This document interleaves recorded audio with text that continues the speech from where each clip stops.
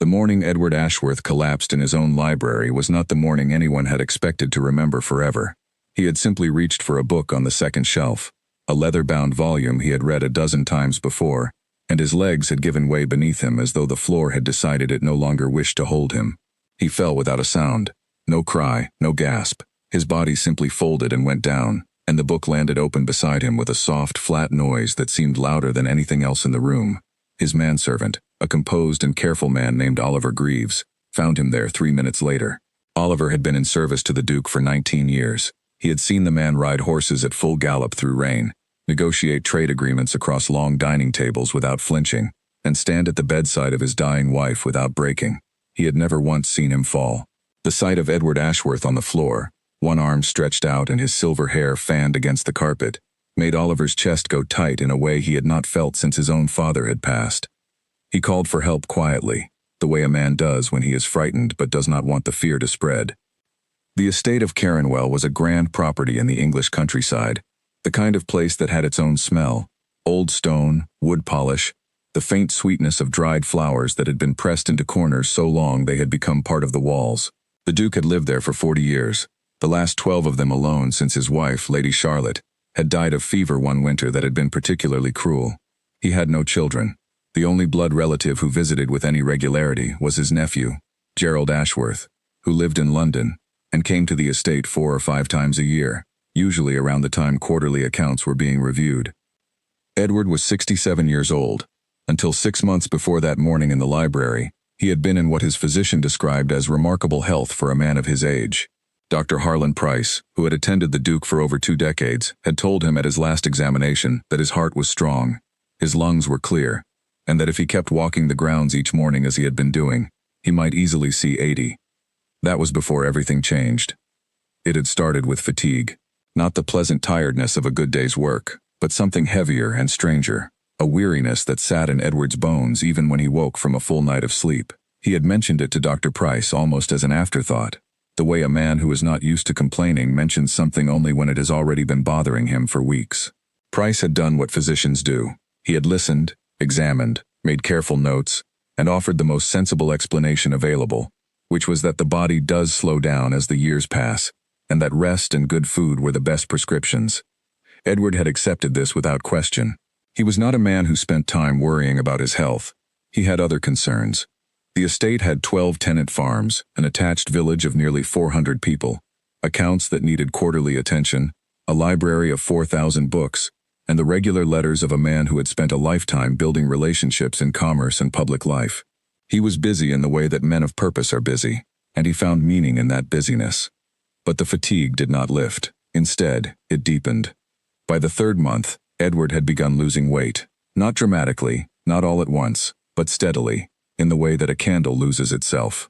Imperceptibly in any given moment, but visible when you looked back. His clothes had begun to fit differently. The collar of his favorite morning coat, which had always sat perfectly at his shoulders, now seemed a size too large. His face, which had always been full and well-colored, had taken on a grayish thinness that no one spoke of directly, but that everyone in the household noticed. Oliver Greaves noticed. He noticed everything. He was the kind of man who understood that his job was not simply to manage tasks but to pay close attention to the person he served, because in that attention lay the ability to be genuinely useful. He began adding small things to the Duke's meals without being asked. Foods that he had read were strengthening, extra portions of whatever the kitchen was making that was richest and most nourishing. He told himself it was probably just the autumn coming in. That cold air always made the Duke quieter and more tired. He told himself this because the alternative explanation was one he did not yet want to think about. The staff at Caronwell House in those months numbered 14 people in total. There was Oliver, who was the most senior. There was Mrs. Brace, the housekeeper, a woman of about 50 with iron gray hair, and an authority over domestic matters that was absolute and largely unquestioned. There were 2 footmen, a cook and her assistant, a groundskeeper named William Carr, who largely kept to himself and smelled of grass and pipe smoke, and a small number of maids who rotated through various duties. One of those maids was Agnes Holbrook. Agnes was 34 years old, and she had been working at Caronwell for 11 years. She had come to the estate at 23, shortly after her mother had fallen ill and the household income that had previously supported them had disappeared. She was from the village nearby, the daughter of a schoolteacher who had died when she was 16, and she had spent the years between his death and her arrival at the estate doing whatever work she could find. She was not educated beyond the basics, but she was perceptive in a way that formal education does not always produce. She noticed things. She remembered things. She was quiet in her work, never slow, and she had a quality that is rarer than it sounds. She paid attention not only to the tasks in front of her, but to the world around those tasks. She had never spoken directly to the Duke more than a handful of times in 11 years. This was not unusual. The social distance between a woman in her position and a man in his was simply a fact of life in that world, as fixed as the walls between the rooms. She cleaned his study when he was not in it. She carried things from one part of the house to another. She had once been asked to fetch a particular book from the library for Mrs. Brace to pass along to him, and he had looked up when she entered and said, simply, "Thank you," and she had nodded and left, and that had been their deepest conversation. But she had watched him over the years in the way that all the staff watched the man whose house they worked in, not with nosiness or any particular personal interest, but with the careful, ongoing awareness that comes from existing in close proximity to someone for a long time. She knew how he walked, how he spoke when he was in a good mood, versus when something was weighing on him, what time he usually had his morning tea, and what time he usually went to bed. She knew, from years of observation, what Edward Ashworth at his normal felt like. And what she was watching now was not that. By the 4th month of his decline, Edward had stopped taking his morning walks. This was, for those who knew him well, one of the most alarming signs yet. He had walked the grounds every morning for as long as anyone could remember, in all weathers, even in the worst of winters when his breath came out in great white clouds and the grass crunched under his boots. The walk was his. It was the thing he returned to each day as a kind of anchor. When he stopped doing it, Oliver told himself it was temporary, that the Duke simply needed rest, that he would resume in a week or two. A week became 2. 2 became 4. Edward did not walk again. His appetite also changed in those months. He had always eaten well without being excessive, a man who genuinely enjoyed food without making it a central concern. Now he ate small amounts and seemed to find even those small amounts an effort. The cook, a large-hearted woman named Frances, began making dishes she knew he had always loved and sending them up with extra care. When the plates came back barely touched, she stood in her kitchen looking at them with an expression no one chose to comment on. The first physician Dr. Price called in for a second opinion was a man named Dr. Colin Marsh, who came from the county town and had a reputation for being thorough and unsentimental. He examined the Duke carefully, asked precise questions, and went away with a list of symptoms and no clear diagnosis.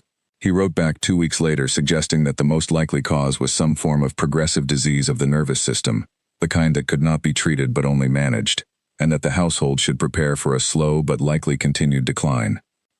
Dr. Price read this letter standing at the window of his surgery with a feeling he could not quite name. He had known Edward for too long to accept that answer without resistance. A man who had been healthy 3 months ago did not simply begin progressively declining without cause. But medicine, even in the hands of a good and careful physician, has limits, and those limits make themselves felt most painfully in cases where the answer sits just beyond the reach of what is currently understood. He went to the estate the following week and sat with Edward for a long time. The Duke was propped up in a chair in his study, not in bed, which he still refused to move to during the day, saying that a man in his own study at least felt like a man in his own study. He was thinner. His hands, which had always been steady and strong, trembled slightly when he lifted his teacup. His color was poor. They talked about ordinary things, the estate, a recent letter from an old colleague in Edinburgh, the question of what to do with the East Field in the coming spring. Edward's mind was still sharp. He asked clear questions, made precise observations, remembered things from their last conversation with accuracy. Whatever was happening to his body, it had not yet touched the clarity of his thinking. This, too, was a detail that would later matter. Gerald Ashworth arrived at the estate on a Thursday afternoon in the 4th month of the Duke's illness, 2 days after Dr. Price's visit. He came in a carriage from London with 2 leather trunks and the explanation that he had come to stay for a while, given the worrying reports about his uncle's health. This was presented as an act of affection and duty, and it was received as such by most of the household, who had no particular reason to question it. Oliver Greaves, who had seen Gerald come and go for 2 decades, greeted him with the same quiet courtesy he extended to all guests. He showed him to the usual room, ensured his luggage was brought up, and arranged for a light supper. He did not share with anyone the faint, nameless unease he felt watching Gerald walk through the front door with the particular ease of a man who felt at home, the kind of ease that has less to do with affection for the place and more to do with a sense of ownership. Gerald was 41, 17 years younger than his uncle. He had his uncle's height and something of his coloring, but in Gerald these features had been arranged differently, as though the same materials had been used to make a less solid construction. He had always been charming in social settings, quick with conversation, good at asking questions that made people feel their answers were important. He had been, in his younger years, genuinely liked. But there were those who had watched him age into his 30s and noted a certain shift, a loosening of something, a quality in his eyes at times, brief, carefully concealed, that suggested the charm was something he put on, rather than something he possessed. These were private impressions, never spoken aloud, the kind of observation that lives only in the back of someone's mind and waits. The evening of Gerald's arrival, the household gathered for supper in the way it always did when a guest of the family was present. Gerald sat at the long dining table and was attentive and pleasant. He asked the footman about his family. He complimented the cook's work through Oliver. He asked, with apparent genuine worry, how his uncle had been that day, and listened to the answer with his head tilted and his brow arranged into an expression of concern. He visited Edward that evening before bed. He stayed for 30 minutes. He came out looking somber and said that his uncle seemed very unwell indeed, and that he was glad he had come. No one had any reason, yet, to doubt him. Agnes was cleaning the corridor outside the Duke's study the following morning, when she heard Gerald inside speaking to his uncle.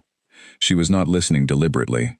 It was simply that the corridor was quiet, and she was working close to the door, and the voices carried. She heard Gerald saying something about the accounts, about a particular piece of land adjacent to the estate that had recently come up for sale, about the cost of maintaining the household at its current level. His tone was pleasant and helpful. He framed everything as advice, as concern. She heard the Duke respond in a voice that was noticeably weaker than the one she remembered from even a few months ago, slower, a little flat. He agreed with something Gerald said. He said he was tired. Agnes moved further down the corridor and continued her work. She did not think much about what she had heard. Not yet. She simply filed it away in the quiet, careful part of her mind that noticed things. The way you file away the exact position of a piece of furniture in a room you clean regularly, so that you notice immediately if it has been moved. Over the days that followed, she went about her work as she always did. She cleaned. She carried. She was present in the way that people in her position learn to be present, thoroughly, without drawing attention, while seeing everything. She noticed that the Duke ate less each day. She noticed that Gerald was at the estate in a way that felt less like a visitor and more like a man settling in. She noticed that the butler, Mr. Arthur Voss, had begun taking the Duke's afternoon tea up to him personally, rather than leaving it to one of the maids, which was a small change but one she noted, because it was different from how things had always been done. Mr. Voss was a man of 55 who had been at Caronwell for 8 years. He was efficient and formal, the kind of man who maintained the systems of a house with the dedication of someone who believes deeply in order. Agnes had never disliked him, but she had never found him warm either. He was correct in his dealings with the staff. He was precise about procedures. He was, above all, a man who kept to the proper way of doing things, which was why the change in the tea routine was small but noticeable. She thought about it that evening as she sat in her room at the end of the day, a narrow room in the east wing with a view of the kitchen garden. The room was spare and clean, the way she kept it. She sat on the edge of her bed and turned the thought over in her mind without yet knowing what to do with it. It was nothing, probably. Mr. Voss was simply being more attentive given the Duke's condition. It was the kind of thing a senior member of staff did when the master of the house was unwell. It meant nothing. She told herself this twice, and then she went to sleep. But the thought was still there in the morning when she woke up, sitting in her mind with a quiet persistence that she had learned, over the years, not to dismiss. She had a practical and grounded nature, and she did not consider herself someone who jumped to conclusions or saw darkness where there was none.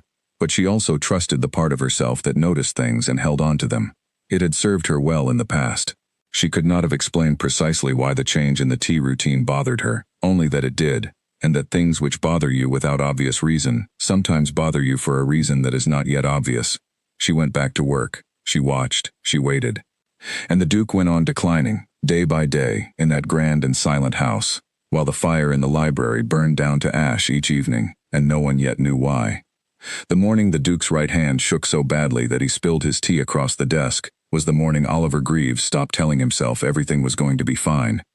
He had been standing near the doorway of the study, as he often was in those weeks, close enough to be available, far enough not to intrude, when it happened. The Duke had been trying to sign a letter, a simple enough thing, a thing he had done 10,000 times in his life, but his hand trembled as it moved, and the pen scratched unevenly. and then when he reached for the teacup to steady himself with a sip, his grip failed him and the cup tipped, and the tea went across 3 papers that had been laid out carefully on the desk. Edward looked at the mess for a moment with an expression that was difficult to read. It was not quite embarrassment, not quite anger. It was something quieter and harder, the look of a man who has just discovered that his own body has become unreliable, and who is not yet sure how to feel about that discovery. Oliver came forward and began quietly blotting the papers. He said nothing. There was nothing useful to say. He cleaned up the spill with the calm efficiency that 19 years in service had given him, and he replaced the teacup and set things to rights. And he did not look directly at the Duke because he understood that a man in that moment does not want to be looked at. "Thank you, Oliver," the Duke said, when it was done. His voice was flat and tired. "Of course, sir," Oliver replied, and stepped back. He went about the rest of his morning duties with the same composure he always presented. But inside, in the private space where a careful man keeps his real thoughts, something had shifted. The falling in the library 3 weeks earlier had been a shock.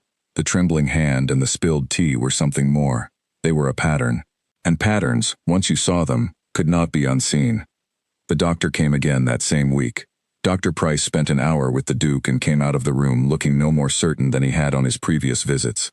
He spoke with Oliver briefly in the lower hallway, as he often did, asking whether there had been any new developments in the Duke's daily routine or behavior. Oliver reported the fall, the weight loss, the hand trembling, the diminished appetite, the general withdrawal from the activities that had always defined the Duke's days. Price listened with the careful attention of a man who is trying to fit pieces together into a picture that keeps refusing to form. He made notes. He said he would be consulting with a colleague in London. He said the Duke should rest as much as possible, and that the household should do whatever it could to keep him comfortable. Oliver thanked him and saw him out, and then stood for a moment in the front hallway after the door closed, alone, with his hands at his sides, looking at nothing in particular. Agnes was in the east corridor when the doctor left. She had seen him arrive and had watched, from a careful distance, the expression on his face when he emerged from the Duke's study. Doctors carry information in their expressions whether they intend to or not, and what she read on Price's face as he walked to the front door was not reassurance. It was the controlled, contained look of a man who does not have an answer and is troubled by that fact. She went back to her work, but something was tightening in her, slowly, like a thread being drawn. Gerald Ashworth by this point had been at the estate for 3 weeks. His trunks were still in his room. He showed no sign of returning to London. He had taken to joining the household for certain meals and had established small routines within the house: an afternoon walk in the grounds, an hour in the library before supper, the occasional visit to his uncle's study in the morning. He was, on the surface, the picture of a concerned and dutiful family member, giving up his time in the city to be present for a sick relative. He had also begun, gradually and smoothly, inserting himself into the practical management of the estate. This did not happen in any dramatic way. Gerald was too careful for that. It happened in small steps, the way water finds its way through old stone, not by force but by patient, quiet seeking. He began attending the weekly meeting that Oliver held with the senior staff to review household accounts and forthcoming arrangements. He had done this occasionally in past visits, and Oliver had never had strong grounds to object. He began asking questions of William Carr about the farms, about the tenant arrangements, about what repairs were needed in which buildings. He presented all of this as a desire to be helpful, to take some of the burden off a household already stretched by concern for the Duke. Oliver watched this with an expression that never changed. He was professional, he was courteous, and he accommodated every request that was not actively inappropriate. But he kept his own notes as he always had, and he was meticulous about the chain of authority. Nothing was done, nothing was changed, nothing was decided without the Duke's direct instruction or his explicit delegation to Oliver himself. Gerald had not yet pressed beyond what Oliver would allow. But Oliver had the feeling, increasingly, of a man standing in a room where the temperature is being raised very gradually, not enough to make you react, but enough to make you aware that something is changing. Edward Ashworth, for his part, was not oblivious to his nephew's presence. He had always maintained a clear-eyed view of Gerald, the way older men sometimes see younger relatives, with a mixture of fondness and unillusioned assessment. He knew Gerald was not without ambition. He knew that the estate, and what would happen to it after Edward's death, was something Gerald had thought about since he was young. This was not in itself troubling. It was natural that a man in Gerald's position would think about his inheritance. But Edward was also a man who had spent a lifetime reading people, and he was aware, in those blurred and difficult weeks, that Gerald's attentiveness to him had a quality he could not quite relax into. He could not have said precisely why. Gerald was pleasant. Gerald was helpful. Gerald brought him books he had mentioned wanting, asked thoughtful questions about the estate's history, and listened to him speak about the past with apparent interest. On any individual occasion, there was nothing to fault. And yet, Edward did not share this feeling with anyone. He was not a man who spoke easily about things he could not support with evidence, and a vague discomfort about a nephew's manner was not something he could point to and name. So he held it privately, the way he held his worsening discomfort about his own health, with a kind of internal, controlled steadiness that was both his great strength and, perhaps, one of his great vulnerabilities. Agnes had a clear view of the Duke's afternoon routine from the nature of her duties. She cleaned the upstairs corridor outside his study 3 times a week, and she often moved through the west side of the house in the afternoons when the household was at its quietest. This meant she saw, without seeking to see, the small rituals of those hours. The afternoon tea was one of them. The Duke had always had tea at 4 o'clock. This was a fixed point in his day, one of those small habits that had probably been in place so long that it had ceased to feel like a choice, and had simply become part of the fabric of the afternoon. Mrs. Brace ordered the particular blend he preferred from a shop in the county town. The kitchen prepared it precisely. It was brought up and left on the small table beside his reading chair, and he drank it while he read, and the cup was collected later. What Agnes had noticed, and what she continued to think about, more than she thought she should, was that Mr. Voss had, over the past several weeks, changed the way this tea was delivered. Previously it had been one of the maids who carried the tray up. Now it was Voss himself who prepared the tray in the kitchen and carried it up. He came down again with the empty tray about 40 minutes later. No one had instructed this change, as far as Agnes was aware. It had simply happened.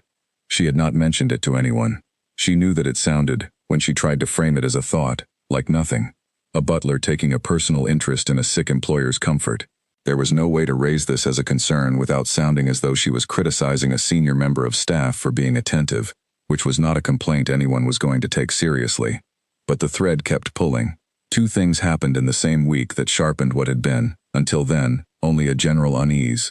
The first was small and almost accidental. Agnes was carrying a basket of folded linens past the butler's pantry, a narrow room near the kitchen where Voss kept his records, the household silver inventory, and various supplies, when she saw, through the half-open door, something that stopped her for just a moment. Voss was standing at the narrow table inside, his back partly to the door. He had a small jar in his hand, a plain glass jar with a metal lid of the type that might hold any number of things, and he was measuring something from it with a very small spoon, the kind used for precise quantities. He did not see her. She did not stop. She kept walking, quietly, at the same pace, and turned the corner and continued to the linen cupboard and put the sheets away with steady hands. She stood in the linen cupboard for a moment with her hand resting on a shelf, very still. There were ordinary explanations. There were dozens of ordinary explanations. Voss kept various things in the butler's pantry, tinctures for polishing, preparations for the household silver, various practical substances that had nothing to do with anything else. She had no way of knowing what was in the jar. She had no way of knowing what he was measuring or why. She had seen a man measuring something in a jar in a room that it was entirely reasonable for him to be measuring things in, and that was all she had seen. She told herself this and left the linen cupboard and went back to her work. The second thing that happened that week was not small, and it was not something she could argue away with practical explanations. She was changing the bedding in one of the unused guest rooms on the 2nd floor, a room that overlooked the rear courtyard, when she heard voices below. She was not trying to listen. The window was open because the room had been closed for some weeks and needed airing, and the voices simply came up clearly on the still afternoon air. It was Gerald and Voss. They were standing in the rear courtyard, slightly apart from each other, in the posture of men having a conversation they would prefer not to have indoors. Agnes did not lean out. She did not move toward the window. She simply stood where she was, very still, and heard what was said. She could not catch every word. Some of what was said was too low or too quick, but she caught enough. She heard Gerald say something about time, about how these things could not be rushed but also could not be delayed indefinitely.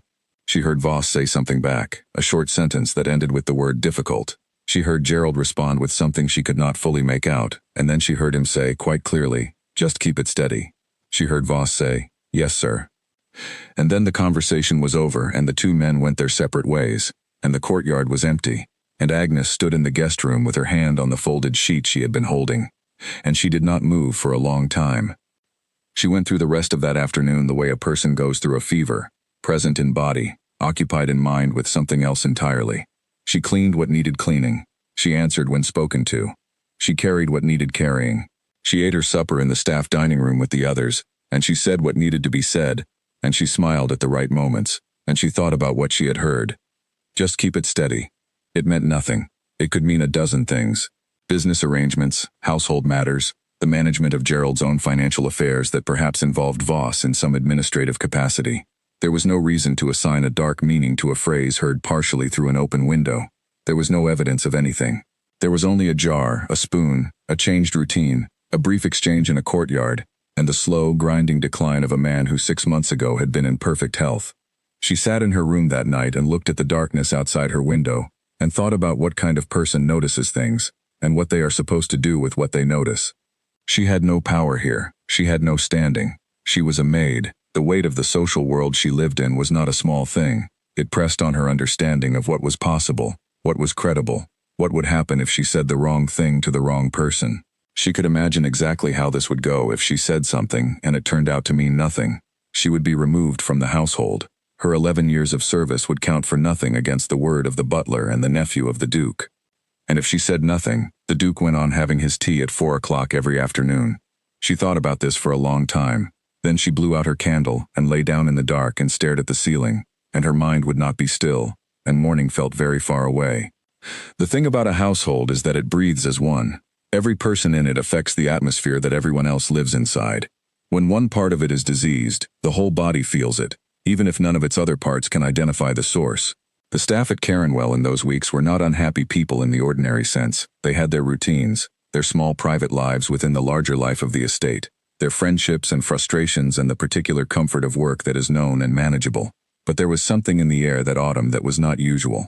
A quality of worry that had no specific address. Everyone felt it, and no one named it. Frances the cook had started making the Duke's favorite dishes with a kind of fierce attentiveness, as though the perfect preparation of food she knew he loved might achieve something that no physician had managed. She stood at her range in the morning with the particular focus of a woman who cannot fix the thing she wants to fix, and has chosen instead to fix the things she can. The result was that the kitchen produced, in those weeks, some of the finest meals that Caronwell had seen in years, which no one was in quite the right state to appreciate. Peter, the young footman, had taken to checking the main staircase twice each day rather than once, having once found the Duke gripping the banister on his way down with a care that had not previously been necessary. He did not tell anyone he was doing this. It was simply something he had started doing, because it seemed useful, and because Peter was a young man who understood, without needing it explained to him, that usefulness was what he had to offer. Agnes watched all of this with the clarity of someone who was watching more carefully than usual, and who knew it. She noticed the additional effort that everyone was quietly putting in, the small adjustments and attentions that love for a place and for the person at its center produces without direction. She found it both moving and, in a way she could not have immediately explained, troubling. Because the effect of all this care and attention and good food and checked staircases was nothing. The Duke was not improving. And if the reason for that was what she was beginning to suspect it was, then all of this love was being poured into a situation that no amount of love could address. She thought about this and kept it to herself and went on watching. The nights in the East Wing were the hardest part. She was a practical woman, and she slept when she could and worked when she was supposed to work. But the hours between lying down and sleep had become inhabited by a particular kind of thinking that had a different quality from her usual thoughts. It was circular. It returned to the same points again and again: the jar, the spoon, the courtyard, the tea, the timing, the precision, the way it had all started when Gerald arrived and had continued with the steadiness that the word itself implied. Just keep it steady. She had heard those words and she could not unhear them. They had been said in a courtyard on an ordinary afternoon, quietly and between two men who thought they were unobserved, and they had meant something she could not prove but could not dismiss, and they lived in her now like a splinter she could feel but not yet reach. There is a particular kind of watching that careful people do when they suspect something is wrong but cannot yet say what it is. It is patient. It is quiet. It does not announce itself. It simply waits and collects and builds slowly, the way water builds behind a dam, visible to no one, building pressure no one feels until the moment it becomes undeniable. Agnes had been doing this kind of watching for 2 weeks since the night she lay awake and could not stop thinking. She had not spoken of her concerns to anyone.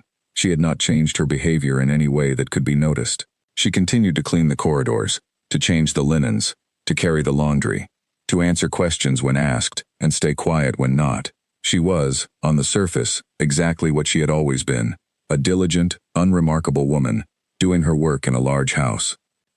But beneath that surface, she was building a careful record. She began paying close attention to exactly what happened each afternoon between 3:30 and 4:30, which was the window surrounding the Duke's tea. She noted when Voss disappeared into the kitchen. She noted how long he was there. She noted whether anyone else was in the kitchen at the time, or whether he went in when it was empty.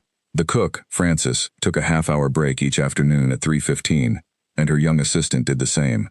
Agnes had not realized, until she began paying deliberate attention, how perfectly the tea preparation aligned with the period when the kitchen was least occupied. This could, she told herself again, mean absolutely nothing. A butler who preferred to prepare his master's tea in a quiet kitchen was not a villain. It was simply a man who liked to work without interruption. She held this thought and watched it, and found that she did not entirely believe it. The Duke's condition in those 2 weeks had not improved. If anything, it had worsened in a way that Dr. Price on his visits was visibly struggling to understand. The trembling in Edward's hands was now present on most days. He had begun having episodes of severe nausea that left him pale and weakened for hours at a time. There were days when he could barely leave his chair, and the restless intelligence that had always been the most alive thing about him seemed to dim in those hours, as though his body's demands were consuming the energy that had always gone to his thinking. Oliver Greaves reported all of this to Dr. Price each time the doctor came. Price listened and wrote things down and asked careful questions and went away looking more troubled each time. He had written to 2 colleagues in London. One had replied with a suggestion of a progressive nerve complaint. Another had mentioned the possibility of a slow illness affecting the blood. Neither had seen the patient, and their letters, while kind and considered, amounted to educated guesses. What none of them had suggested, because it was not, in those times, the first thought a physician reached for when treating a man of the Duke's standing, was that the illness might not be an illness at all. Agnes knew this, in the back of her mind, without quite framing it as clearly as that. She had no medical knowledge. She could not have named the specific things she feared.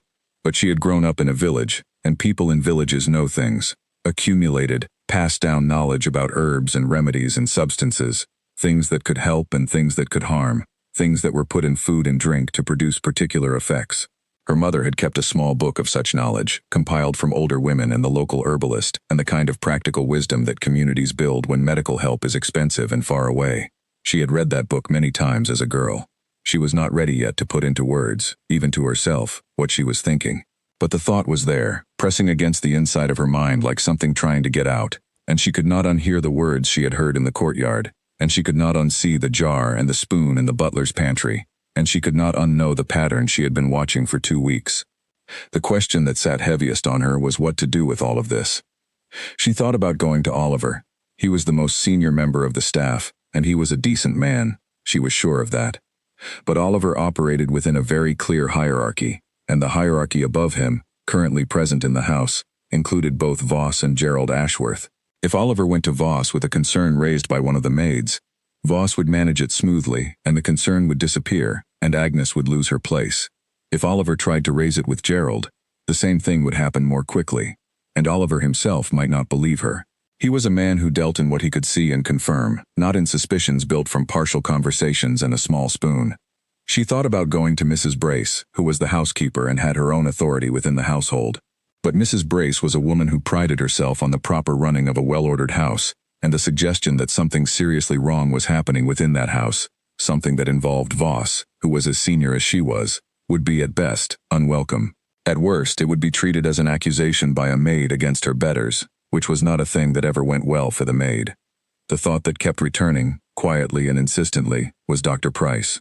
She knew who he was. She had seen him come and go over the years, and she had formed, in that way you form impressions of people you see regularly without knowing well, a sense of who he was. He was old, past 70. He moved carefully. He listened when people spoke to him. She had watched him listening to Oliver, and he had the quality of a man who genuinely took in what was being said, rather than simply waiting for his own turn to speak. He had been attending the Duke for over 2 decades, which meant something. A man did not maintain that relationship for so long without caring about the person at the center of it. But he was also a physician of considerable standing, and she was a maid, and the gap between those 2 positions was not small. She thought about it for another 3 days. On the 4th day, something happened that removed the option of thinking about it any further. She was carrying a tray of clean cloths from the laundry to the upper corridor when she passed the Duke's study. The door was ajar. This was not unusual. The Duke often left it slightly open, a habit of his that the household had long accommodated. She walked past without looking in, as she always did, but she heard something that made her stop. It was not words. It was a sound, a low, strained sound, the kind a person makes when they are in real physical distress but are trying not to make noise. It came from inside the study. She stood very still in the corridor for exactly 2 seconds, and then she stepped back and looked through the gap in the door. The Duke was in his chair, but he was not sitting in it comfortably. He was bent forward, both arms wrapped around his middle, his face contracted with pain. The teacup was on the table beside him, recently emptied by the look of it. His whole body was rigid in the particular way a body becomes rigid when it is fighting something severe. He had not rung the bell for assistance. He was simply enduring it, alone, in the way that a man who has spent a lifetime not asking for help endures things. Agnes set the tray down on the floor of the corridor. She did not knock. She simply pushed the door open quietly and went in. Edward looked up at her. His eyes were watering with the effort of containing his pain. He looked, for a moment, like he might tell her to leave. And then the moment passed and he simply said, very quietly, "I seem to be having a difficult afternoon." "I can see that, sir," she said. "Will you let me fetch Dr. Price?" He hesitated. He was a man who disliked being fussed over. But the pain was evidently too significant to dismiss even by his own considerable standards, because after a moment he nodded and said, "Yes, thank you." She sent one of the footmen, a young man named Peter, on the fastest horse to Dr. Price's surgery in the village. She went back to the study and stayed near the door, not hovering, not intruding, but present in case she was needed. She asked if she could bring water. He said yes. She brought it. He drank it slowly, and some of the worst of what she had seen in his face began to ease. When Price arrived 40 minutes later, Agnes was still nearby. She watched him go into the study and close the door, and she stood in the corridor for a moment after it closed. The tray of cloths was still on the floor where she had left it. She picked it up. She put it away. She went about the rest of her afternoon as if everything were normal, but her mind was made up. She was going to speak to Dr. Price. She did not yet know exactly when or how, but she was going to do it, and she was not going to let the fear of what might happen to her position stop her. She reached this decision in the way a person reaches a decision after a long time of uncertainty, not with a rush of courage, but with the quiet arrival of clarity. The fear was still there. The awareness of the risk was still there. She did not pretend to herself that this was without consequence, but something she had seen in the Duke's face in that study, the pain of it, the terrible aloneness of it, the image of a man suffering in his own chair, while tea that she was beginning to suspect had been made cruel, was the last thing he had put into his body. That image had settled something in her that could no longer be unsettled. She began planning, not dramatically, not with any theatrical sense of herself as someone stepping into danger, simply practically, in the way she approached everything. She thought about when Price usually came and went, and whether there was a moment when she could speak to him without being observed by Voss or Gerald or anyone else. She thought about what she would say and how she would say it, how to convey what she had seen and heard without sounding like someone making accusations from imagination. She thought about how much to say and how much to hold back until she was sure she was being taken seriously. She thought about the jar and the small spoon. She thought about the courtyard conversation. She thought about the Duke bent forward in his chair with his arms wrapped around himself. She went to sleep that night with a strange calm that she recognized as the quiet that comes after a decision is made. Not peace exactly, but the absence of the particular anxiety of not knowing what to do. She knew what to do now. She was going to do it. What she did not know, what she could not have known, was that the afternoon she had chosen to act was already closer than she expected, and that what she would do when the moment came would be something more immediate and more consequential than a conversation with the doctor. She would find something, and finding it would change everything. But that was still 3 days away, and the house was quiet, and the Duke's tea sat cooling on the table in his study each afternoon as it always had, and the pattern continued, patient and terrible, building towards something that could no longer be avoided. The rhythm of the household in those 3 days before Agnes acted had a surface normalcy that she found, in retrospect, almost startling to recall. The meals were made and served, the fires were lit and tended. Oliver conducted his weekly review of household accounts with the same precise attention he always brought to it. Mrs. Brace supervised the weekly deep cleaning of the main rooms. The groundskeeper, William Carr, spent his mornings in the kitchen garden and his afternoons maintaining the outbuildings, barely visible to the rest of the house, a presence felt mainly through the orderly condition of the grounds rather than through any personal interaction. Gerald Ashworth moved through the house with the easy familiarity that had grown with each week of his stay. He had made himself comfortable in the way that confident men make themselves comfortable, not by asking but by occupying, gradually and smoothly, the space that was available. He knew where everything was. He knew the household's routines. He ate his meals at the right times and was pleasant to whoever he encountered, and the staff responded to him, mostly, with the professional courtesy they extended to all guests of the family, which was not quite the same as warmth but close enough to be mistaken for it. Agnes noticed that Voss treated Gerald with a quality of attention that was different from how he treated guests generally. She noticed it precisely because it was subtle, not obviously deferential, not obviously communicative of anything, just a slight orientation, the way a compass needle orients to north without doing anything visible. A person looking at the compass would have to know what they were looking for to see that the needle had moved. She thought about this and filed it away and watched.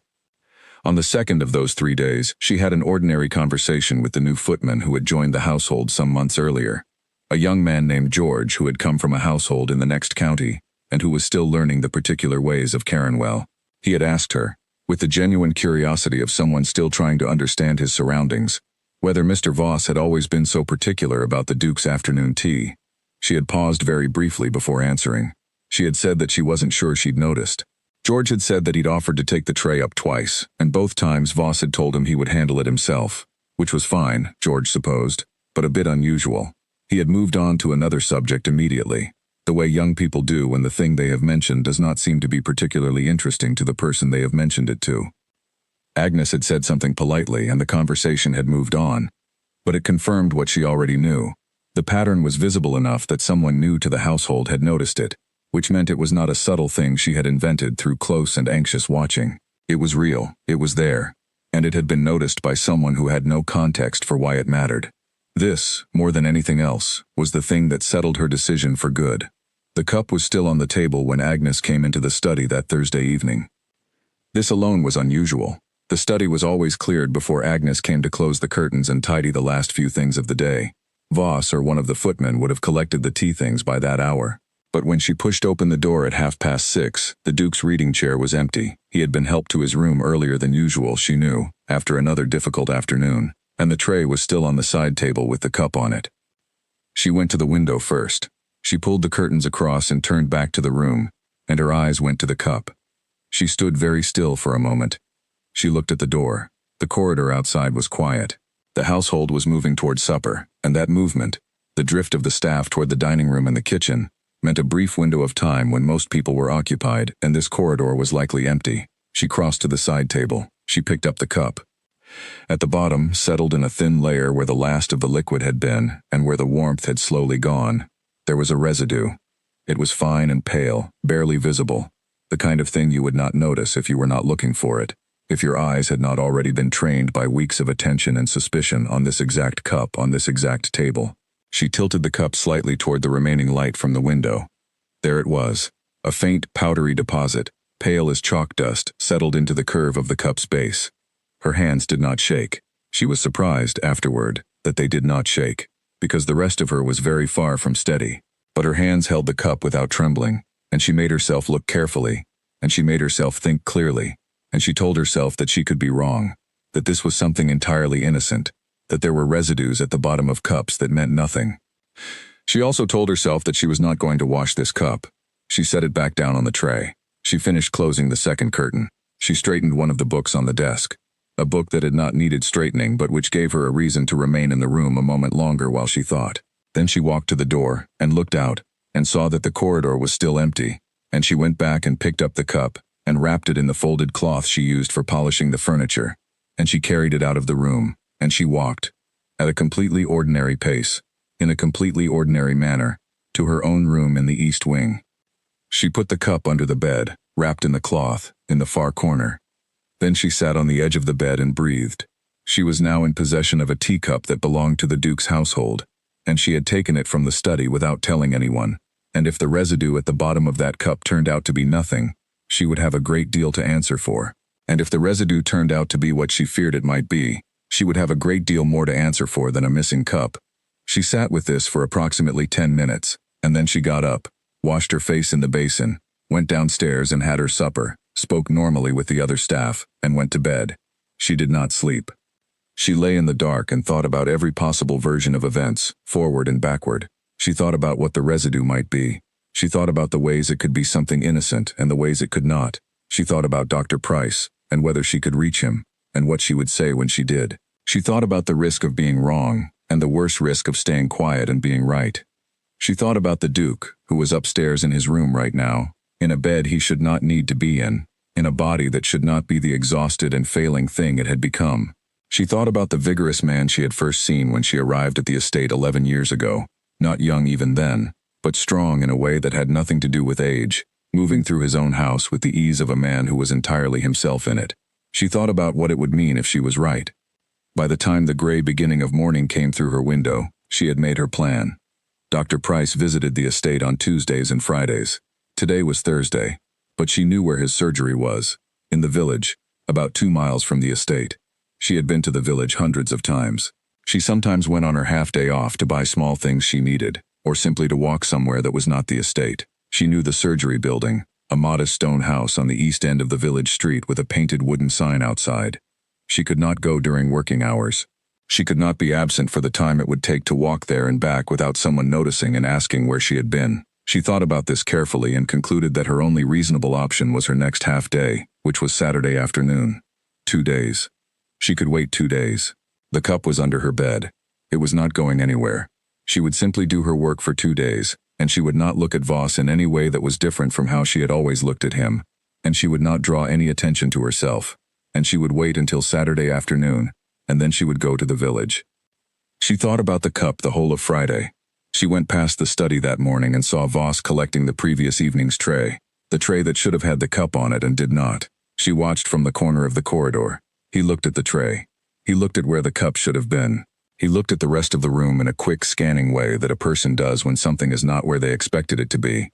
He did not say anything. He took the tray and walked away. That evening, Agnes heard Voss asking one of the footmen whether the study had been fully cleared the previous evening. The footman said he believed so. Voss said the teacup from Thursday appeared to be missing. The footman said he would look into it. Agnes was in the linen cupboard at the end of the corridor and heard this exchange through the half-open door, and she stayed very still in the dark of the cupboard until the voices moved away. She did not sleep well on Friday night either. Saturday morning passed with the slow, elastic quality that time has when you are waiting for something. She did her morning duties carefully and thoroughly. She was pleasant when spoken to. She ate her breakfast. She cleaned what needed cleaning. She watched the hands of the clock in the kitchen corridor. Her half-day began at 1 o'clock. At 1 minute past 1, she left the estate by the side door that opened onto the kitchen garden path, walking in the direction of the village with the particular purposeful ease of a woman on her afternoon off. She had the cup in her bag, wrapped in the cloth, tucked under an extra shawl. She walked at a steady pace. The village was quiet on that Saturday afternoon. A few people were out, a man with a cart, 2 women she recognized from the post office, a child with a dog. She walked through the main street and turned onto the east end, and found the stone surgery building with the painted sign, and she knocked on the door with a hand that was perfectly steady. A woman opened it. The doctor's housekeeper, or his wife. Agnes was not sure which. Agnes gave her name and said she was from Caronwell House, and that she needed to speak with Dr. Price on a matter concerning the Duke's health. She said this clearly, and without any suggestion of the alarm she was feeling. She was shown into a small waiting room. She sat. She waited. Dr. Price appeared in about 8 minutes. He was a compact man with white hair and a way of carrying himself that communicated both patience and precision. He looked at Agnes in the careful, assessing way that physicians look at people who have come to see them, reading her face, reading her manner, preparing to adjust his response to whatever she had brought. "Miss Holbrook," he said, "Oliver mentioned you to me once. You've been at the estate for some years." 11 years, sir," she said. He sat down across from her, which she had not expected. She had expected to remain standing while he sat. The fact that he sat put them at the same level, and something about this small gesture made it easier to begin. "I need to show you something," she said, "and I need you to understand that I may be entirely wrong, and if I am wrong, I am sorry for taking your time, but I could not come." She reached into her bag and took out the cloth-wrapped cup and set it on the table between them. She unwrapped it carefully. She tilted it toward the light from the window, the way she had done in the study, so he could see the fine, pale residue at the base.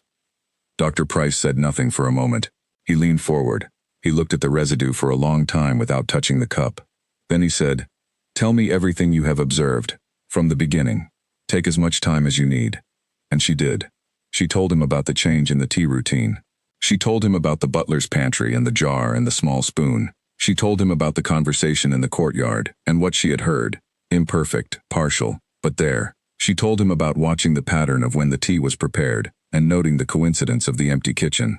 She told him about sitting in the linen cupboard listening to Voss ask after the missing cup. She told him, because she felt she owed him honesty about all of it, that she had taken the cup from the study without permission, and that she understood this was a serious thing to have done. Price listened to all of it without interrupting. He had the quality she had hoped he would have, the quality of a man who takes information in without immediately deciding what it means, who lets it accumulate and settle before he speaks. When she finished, he was quiet for a moment. "You walked 2 miles to bring me a cup," he said, "and in doing so, you've put yourself at considerable risk. Whatever happens from here, I want you to know that I understand that."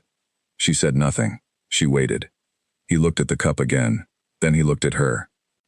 "I am going to have this residue examined," he said carefully. "I know a chemist in London, a man I trust absolutely. I can send a sample to him this week. I will describe it only as an unknown substance found in a patient's cup, without naming anyone or any location. He will test it and tell me what it is." "And if it is something ordinary?" she asked. "Then we will know that, and you will be none the worse for coming to me, and we will say nothing more about it." He paused. "And if it is not something ordinary, then we will need to be extremely careful about what we do next, and how." She nodded. He held the cup in both hands and looked at the residue at its base with an expression she could not fully read, something between the controlled composure of a professional man and the naked concern of someone who had known and cared for a patient for more than 20 years and was confronting the possibility that something had been done to him. "Go back to the estate, Miss Holbrook," he said quietly. "Do your work. Do not change anything. Do not let anyone see that you have done anything other than take your usual half-day off." "Yes, sir," she said. "And be careful." She nodded again, picked up her empty cloth, folded it neatly, put it in her bag, and stood. He saw her to the door. She walked back through the village and onto the road that led to the estate, and the afternoon sun was low and yellow ahead of her, and her heart was beating faster than she wanted it to, but her steps were steady. Whatever came next, she had done it. She had put it in someone else's hands now, the hands of a man who had the standing and the knowledge to do something with it. She had walked in from the outside with a teacup and a story, and he had listened. That was all she had been able to do. It would have to be enough. The walk back from the surgery took about 35 minutes at her usual pace. She had taken it often enough that she did not need to think about the road, which left her mind free to move over the conversation with Price in the careful way she had been trained by experience to review important things. He had listened. She had held this thought as the most significant fact of the afternoon. He had listened properly, in the way she had hoped and had not fully let herself count on. He had not dismissed the account because of where it came from. He had not been kind in a way that was another form of dismissal. The well-meaning tolerance of someone who does not believe what they are being told but does not want to say so directly. He had been direct and specific, and had taken the cup and the story with equal seriousness. She thought about the possibility that the residue was nothing, that the chemist in London would write back with a benign explanation, a harmless compound, something that belonged in a teacup for entirely ordinary reasons, and that the whole elaborate structure of her concern would simply dissolve in the face of the facts. She tried to feel relieved by this possibility and found that she could not quite manage it, not because she wanted the darker explanation. She did not want it. She had never wanted it. But because wanting the harmless explanation did not make it more likely, and she was too honest with herself to pretend otherwise. What she thought was most likely was the thing she had been thinking for weeks, and Price had not given her any reason to reconsider it, and the week or 10 days of waiting for the chemist's reply was simply the final confirmation of what she already knew, with the particular certainty that is not proof but is more reliable than guessing. She re-entered the estate by the side door. She changed out of her walking shoes and put on her working ones, and went back downstairs, and asked Frances if there was anything useful she could do for the rest of the afternoon. Frances, who was good at finding useful things for people to do, sent her to help George with the silver that needed doing before the weekend, and she sat in the warm kitchen corridor and polished silver and said very little, and the afternoon went by. Returning to the estate that afternoon was one of the hardest things Agnes had ever done, not because of any dramatic danger. There was no one waiting for her at the door, no accusation, no confrontation. The hardness of it was the opposite of that. It was entirely ordinary. She walked back through the side entrance, put her bag in her room, checked the time, and returned to her work as if the last 3 hours had contained nothing more significant than a walk and perhaps a visit to the post office. She smiled when Francis offered her a cup of tea from the kitchen pot and said that the air had been lovely and that she had picked up some thread from the village. This was a lie. A small, practical lie told to preserve the surface of things, and she told it without guilt because she understood that the surface of things was, for now, the only protection she had. And she was back in the rhythm of the household within 20 minutes. She moved through her evening duties with her usual efficiency, collecting what needed to be collected, arranging what needed to be arranged, saying what needed to be said to whomever she crossed paths with. She was invisible in the way she had always been invisible, and she understood now, more than she ever had, that this invisibility was an advantage.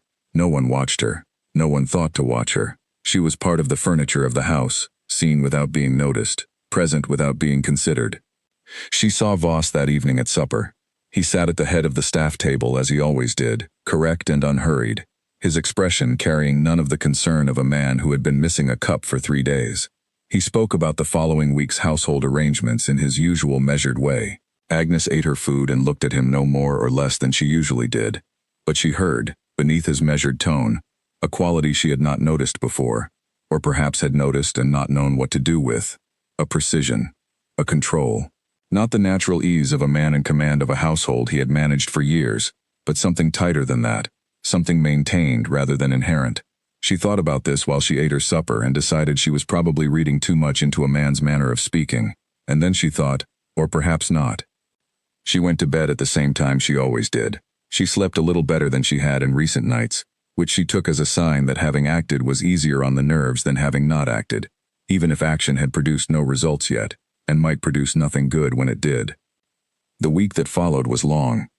She had understood, from everything Price had said, that the sample would need to be sent to London, and that a response would take time. A week at the least, possibly 10 days. She had no way to know when he would send it, or when a reply might come, or whether he would tell her the result directly or find some other way to communicate it. She simply had to wait, and carry on, and not let the waiting show. The Duke's condition fluctuated during that week in a way that she now watched with a specific and terrible attention. On Monday he seemed slightly stronger. He had managed to walk the short length of the corridor outside his room with Oliver's assistance, which was more movement than he had managed in some weeks. Agnes allowed herself, very briefly, to wonder if this meant something. Perhaps the tea had not been made the same way. Perhaps something had shifted. On Wednesday he was worse again. She heard Oliver through the study door speaking quietly to someone. She could not tell if it was the Duke or someone else, in the tone of voice that people use when things are not good.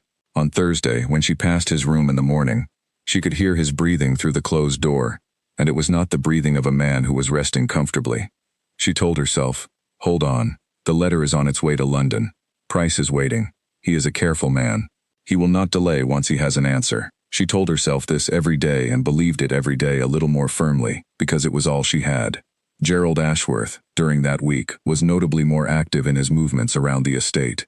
He spent several mornings in the estate office, which was a room on the ground floor that held the Duke's business records, correspondence files, and accounts. He had not, as far as Oliver had been able to confirm, removed or altered anything. Oliver checked, quietly and methodically, after each of Gerald's visits. But he was in there, and he was looking at things, and his interest in the precise state of the Duke's financial affairs had become less veiled than it had been when he first arrived. Oliver had mentioned this to Agnes once, in a brief conversation they had in the corridor near the kitchen. He had not said anything direct about what it meant. Oliver was not a man who said direct things about vague concerns, but he had said, carefully, that he thought the household would benefit from things remaining as orderly and well documented as possible during this difficult period, and that he was keeping very close records of everything. Agnes had agreed, and the conversation had ended, and nothing more had been said. But it had struck her as the closest Oliver had come to saying, in his own way, that he was watching. On the 9th day after her visit to Price's surgery, a note arrived at the estate addressed to the butler, which was the usual way correspondence for the household was directed. Agnes did not know about this note.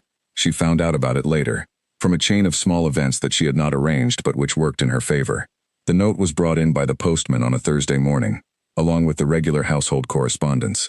Voss collected it as he always collected the post and sorted it in the hallway table. Most of it went to the office or to Gerald, who had taken to reviewing correspondence on the Duke's behalf during this period, with the justification that the Duke found reading tiring and it was better not to burden him with the daily volume of letters. One letter, however, was addressed in a handwriting that Agnes had never seen, to the household, Caronwell, for the attention of any member of the Duke's medical care team. Voss read the address, set it aside, and went about sorting the rest of the mail. An hour later, Agnes found that letter on the hallway table. It had not been delivered anywhere. It had not been given to the staff. It was simply sitting there in the general pile of unopened correspondence, not quite lost but not quite found either, in the precise position of something that a careful man has not decided what to do with. She picked it up and read the address again. She set it back down. She walked to the kitchen, found Peter the footman, who was the person most likely to run an errand without asking too many questions, and said that there was a letter on the hall table that appeared to concern the Duke's medical care, and that she thought Oliver should know about it. Peter nodded and went to find Oliver. 20 minutes later, Oliver appeared in the corridor with the letter in his hand, read the address on it, and immediately went to find Dr. Price's most recent calling card in the office, where he kept such things. He sent Peter with a message to the surgery that afternoon.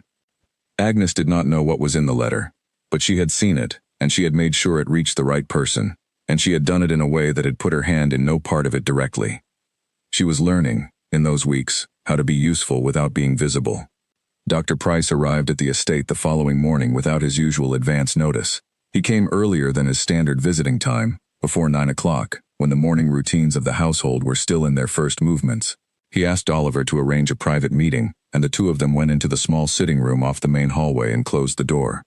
Agnes was cleaning the corridor outside that room. She was not listening at the door. She was not trying to hear anything.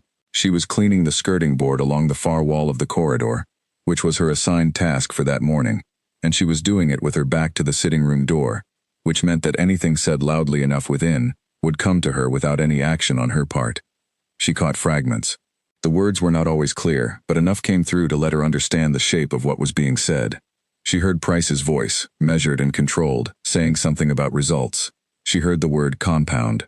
She heard Oliver's voice, noticeably more strained than usual, asking what that meant. She heard a response from Price that was too quiet to follow. And then she heard Oliver say, clearly and quietly, "Good God." She kept cleaning the skirting board. She heard the door of the sitting room open and close a few minutes later. She heard footsteps go in one direction, and then other footsteps, and then the sound of a heavier door somewhere in the house being firmly closed. She finished the skirting board, and moved to the next section of corridor. She did not know yet exactly what was in the letter from London. She did not know the full word for what had been found, or how it had been described in the chemist's careful scientific language. She would not know these details for several more days, but she knew, from Oliver's voice and from the silence that had followed it, that it had not been nothing. The tightness in her chest that had been building for weeks became, in that moment, a different kind of pressure, not the pressure of uncertainty, but the pressure of being on the edge of something that was now in motion and could no longer be quietly held. She had been right. She did not feel triumph. She felt something colder and more complicated than that, a deep, clarifying grief about the fact of being right, combined with a very sharp and practical fear about what happened next. Because if she was right, and if the letter had confirmed what she feared, then the house she was standing in was not the house she had always understood it to be. The man who brought the tea was not the man she had taken him for, and the Duke, who was upstairs in his room right now with no knowledge of any of this, was in a danger that was not an illness. She also thought about the other person who was in this house, the one who had said just keep it steady in a courtyard while he thought no one was listening. Gerald Ashworth. He was somewhere in the house right now. He was moving through these same corridors. He was sitting in the office or the library, or taking his daily walk in the grounds. He did not know that a letter had come from London, or that it had reached Oliver rather than disappearing into the general correspondence he had been managing on the Duke's behalf, or that Dr. Price was now in this house having a conversation that was already changing things. Agnes thought about this carefully as she finished the corridor. She went to the kitchen and asked Frances for something that needed doing in the next hour, and Frances set her to polishing the serving dishes that were not often used, and Agnes sat in the warmth of the kitchen and polished silver, and kept herself occupied while the house around her shifted on its foundation, quietly, in ways that were not yet visible. She was waiting. She was good at waiting. She had always been good at it. But this waiting was not like the other waiting. This waiting had a direction now, and a weight, and an end that she could feel approaching even if she could not yet see it. Something was going to happen. And very soon. She thought about courage on those nights, the specific nature of it, what it actually was when stripped of the language that surrounded it. She had been told in the weeks since everything had come to light and the newspapers had picked up the story that she had shown courage. She had received this from several directions and had never quite known what to do with it. What she knew from the inside was different from what the word suggested. Courage, as people used it, implied a confrontation with fear that was dramatic in some way, a moment of decision, a line crossed, a before and after. What she had actually experienced was less defined than that. It had been days of noticing things and not knowing what to do with them. It had been nights of lying in the dark and thinking in circles. It had been a walk to a village on her half-day with a teacup in her bag, which was not a dramatic thing to do, not in the moment of doing it. It was simply what the situation required. She had been afraid, not of danger, not in the way the word fear is usually meant. She had been afraid of being wrong, of being dismissed, of losing the security she had built over 11 years through work and reliability and care. She had been afraid of the consequences of acting, and she had acted anyway, not because the fear stopped, but because the reason to act was stronger than the fear. If that was courage, then courage was a quieter thing than most people described. It did not arrive as a wave. It did not announce itself. It was simply the small, persistent pressure of knowing what needed to be done and being unable to convince yourself not to do it. She thought that perhaps this was always how it was. That the great acts of ordinary life, the ones that no one writes about and few people ever know about and that happen in corridors and kitchens and ordinary afternoons all over the world, all felt like this from the inside, not like bravery, like inevitability, like something that had to happen and that you were, by the accident of standing in the right place and noticing the right things at the right moment, the person responsible for making happen. She was not comfortable with being the subject of admiration. She was comfortable with having done something useful. The difference felt important to her, though she could not have explained it in a way that most people would have found satisfying. The letter from London had contained 3 words that changed everything. Arsenic, repeated exposure.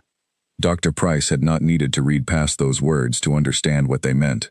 The chemist, a methodical man named Harold Finch who operated a private analytical laboratory in the Strand, had examined the residue from the teacup and produced a report of 3 paragraphs that was, in its quiet scientific language, one of the most alarming documents Price had ever held. The residue was a compound of arsenic. The concentration present in the cup indicated a substance that had been dissolved in liquid and consumed. The quantity present in what remained suggested regular administration over time. Harold Finch had appended a note in smaller writing at the bottom of his report, outside the formal language of the analysis, that said only, "This warrants serious attention." Price had been a physician for 44 years. He had diagnosed illnesses, attended deaths, made decisions under pressure, broken difficult news to people who were not prepared to hear it. He believed himself to be a man who could manage nearly anything with composure. The morning he sat in his surgery and held Harold Finch's letter in both hands, he discovered that there were limits even to a composed man. He had sat there for an hour before deciding what to do. The decision he reached was not to go to the magistrate immediately. This was not hesitation. It was strategy. He had spent that hour thinking through every step of what would happen if he went directly to the authorities, and what he concluded was this: he had a maid's account, a missing teacup, and a chemist's report. What he did not have was a clean chain of evidence that could not be contested by a skilled solicitor acting on behalf of a man of Gerald Ashworth's social standing. He needed more than he had. He needed it documented. He needed it irrefutable. He went to the estate the following morning. His first meeting was with Oliver. Oliver Greaves received the information the way a building receives a storm. He did not collapse, but you could feel every part of him working to absorb the impact. His face did not crumble. His voice did not waver. But his color changed, and his hands, which had been resting on the table in front of him with their usual composure, moved slightly and then were very still. When Price finished, Oliver was quiet for approximately 30 seconds. Then he said, "What do you need from me?" That was Oliver. After 44 years, Price felt a particular respect for a man who, upon being told something terrible, asked not what would happen to him, but what was needed. Price needed several things. He needed a record of every occasion on which the Duke had received his afternoon tea over the past weeks, specifically in relation to Voss's involvement. Oliver could provide that. He kept records of everything. He needed to know whether there were any financial ties between Voss and Gerald Ashworth that might explain a motive for Voss's cooperation. He needed someone inside the house who could observe, carefully and without arousing suspicion, whether the tea preparation continued in the same pattern. And he needed to ensure that the Duke did not receive his afternoon tea until this was resolved. This last point was both the most urgent and the most delicate. The Duke could not be told what was suspected, not yet, not without evidence firm enough to be acted upon. A man in his condition, told that his tea was being used to harm him, would react in ways that could not be controlled, and that would alert those responsible before anything could be proved. But the tea also needed to stop. Immediately. Oliver thought about this in silence for a moment. Then he said that he would take over the preparation of the Duke's afternoon refreshments personally, and that he would tell Voss this was on the orders of the physician, who had suggested a change in diet. He said this with the calm of a man who has decided that the weight of a situation is to be borne rather than avoided. Price said that was exactly right. They also discussed Agnes.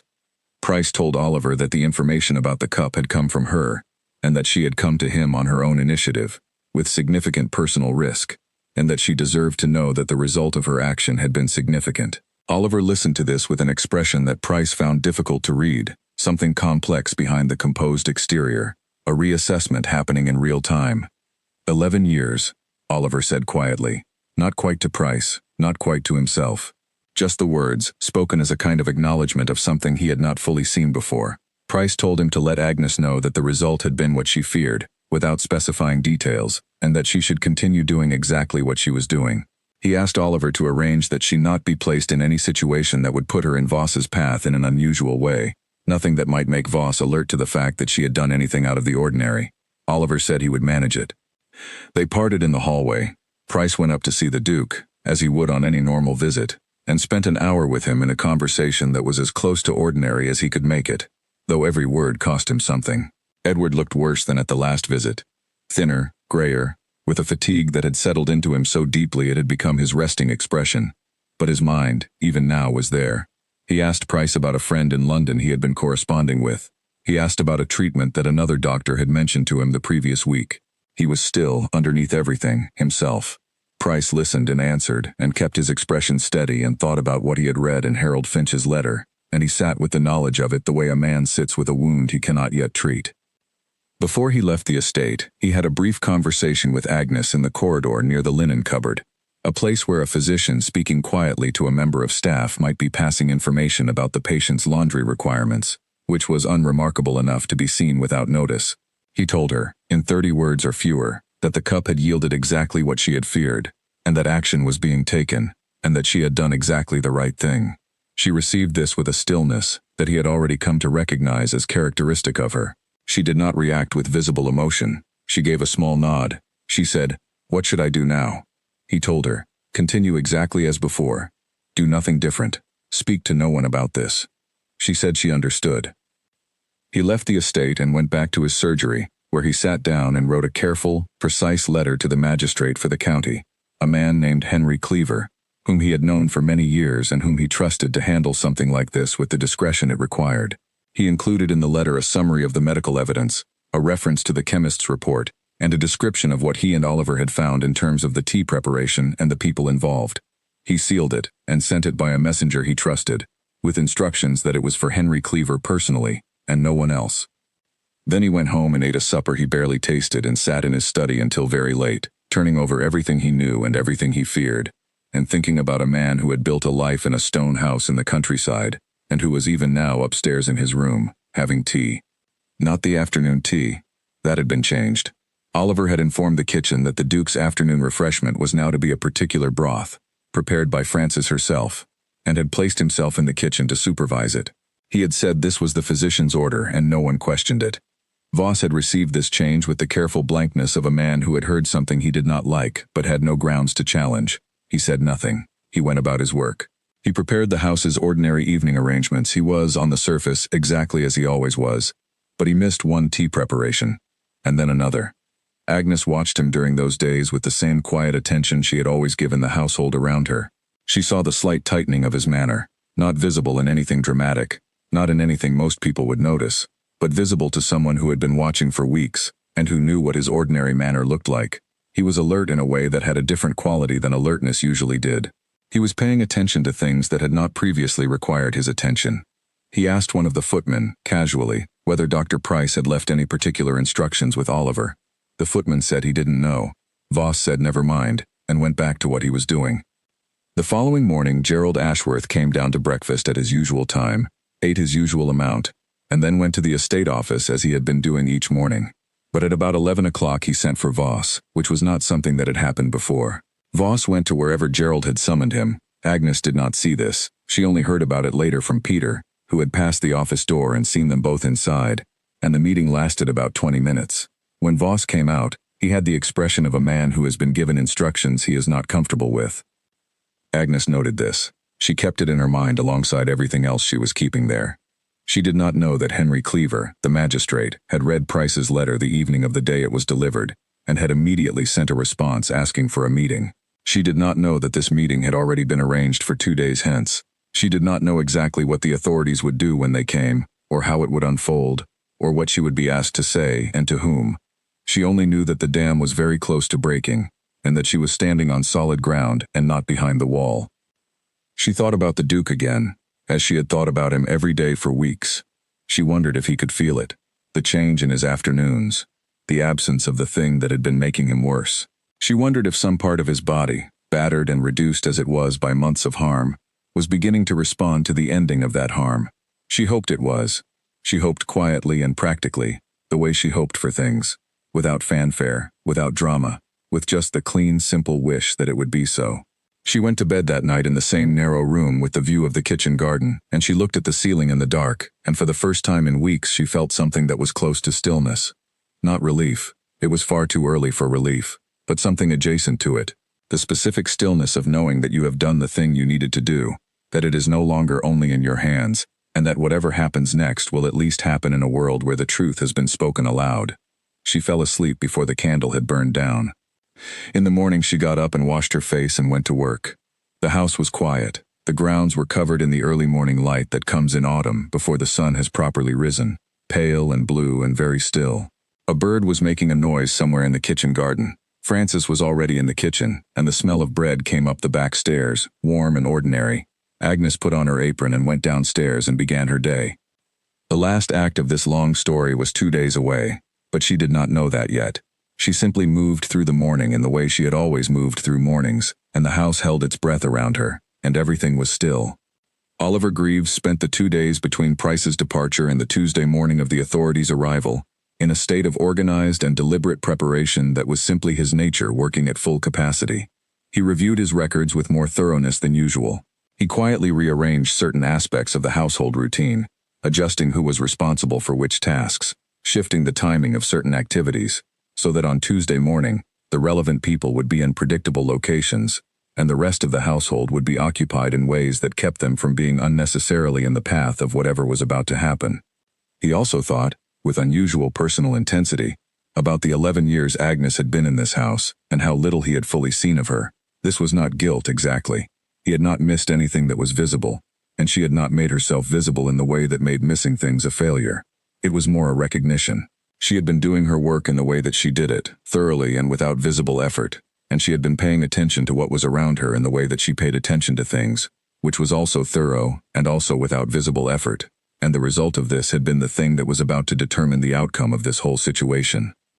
A maid, 11 years, a teacup. He wrote this down in his personal record, not for any formal purpose, simply because he felt it deserved to be written somewhere, and then he closed the record and went back to his preparations. Price, in his surgery that evening, sat with the weight of everything he now knew and thought about the years he had spent in medicine and what it had taught him about human beings.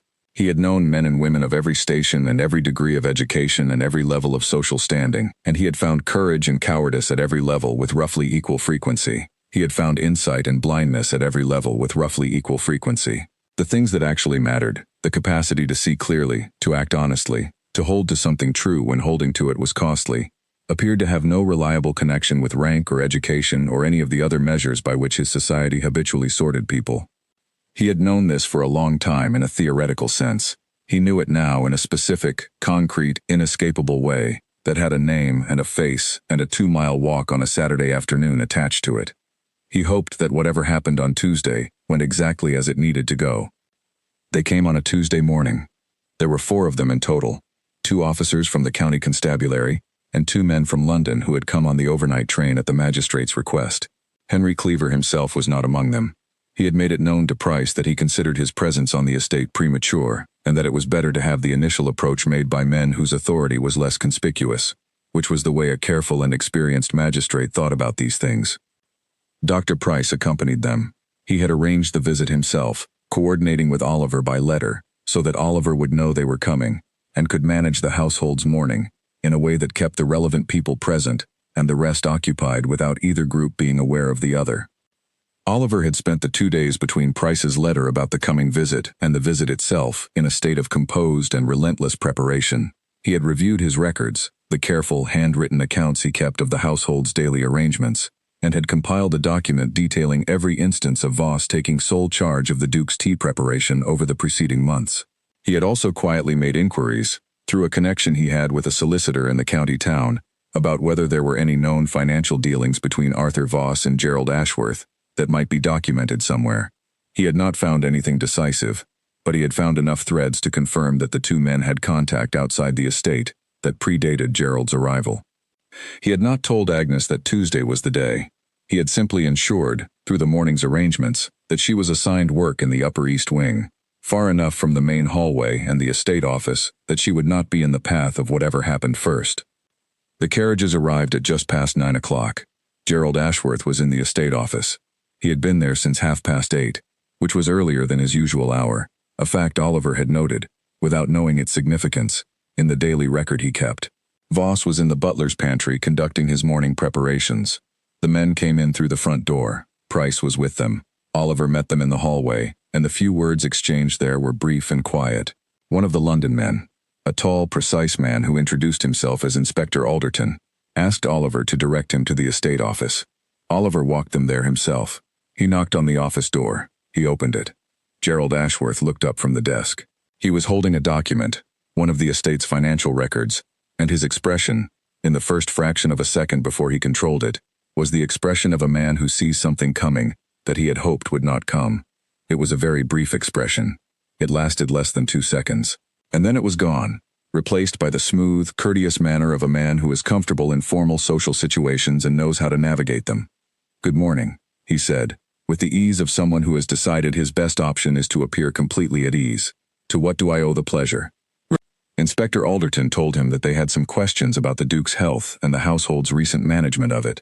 He said this in a tone that was not aggressive but that contained none of the deference Gerald might have expected from a visitor of lower standing. He asked Gerald if he would be kind enough to come with them to the drawing room. Gerald said of course, and set the document down on the desk with a precision that suggested he was noting exactly where he left it, and stood, and straightened his coat, and walked out of the office with the men on either side of him. Oliver watched this from the doorway and then went to find Voss. Voss was not in the butler's pantry when Oliver arrived there. He had been there minutes before. Oliver had checked on his way to meet the arrivals, but now the pantry was empty. Oliver moved quickly through the lower corridor toward the kitchen. He was not there either. He went to the rear of the house, to the back door that opened onto the service courtyard. The door was open. Oliver stepped outside into the morning air and looked across the service courtyard. Voss was not in it. He looked toward the gate at the far end that led to the back lane running alongside the estate grounds. The gate was unlatched.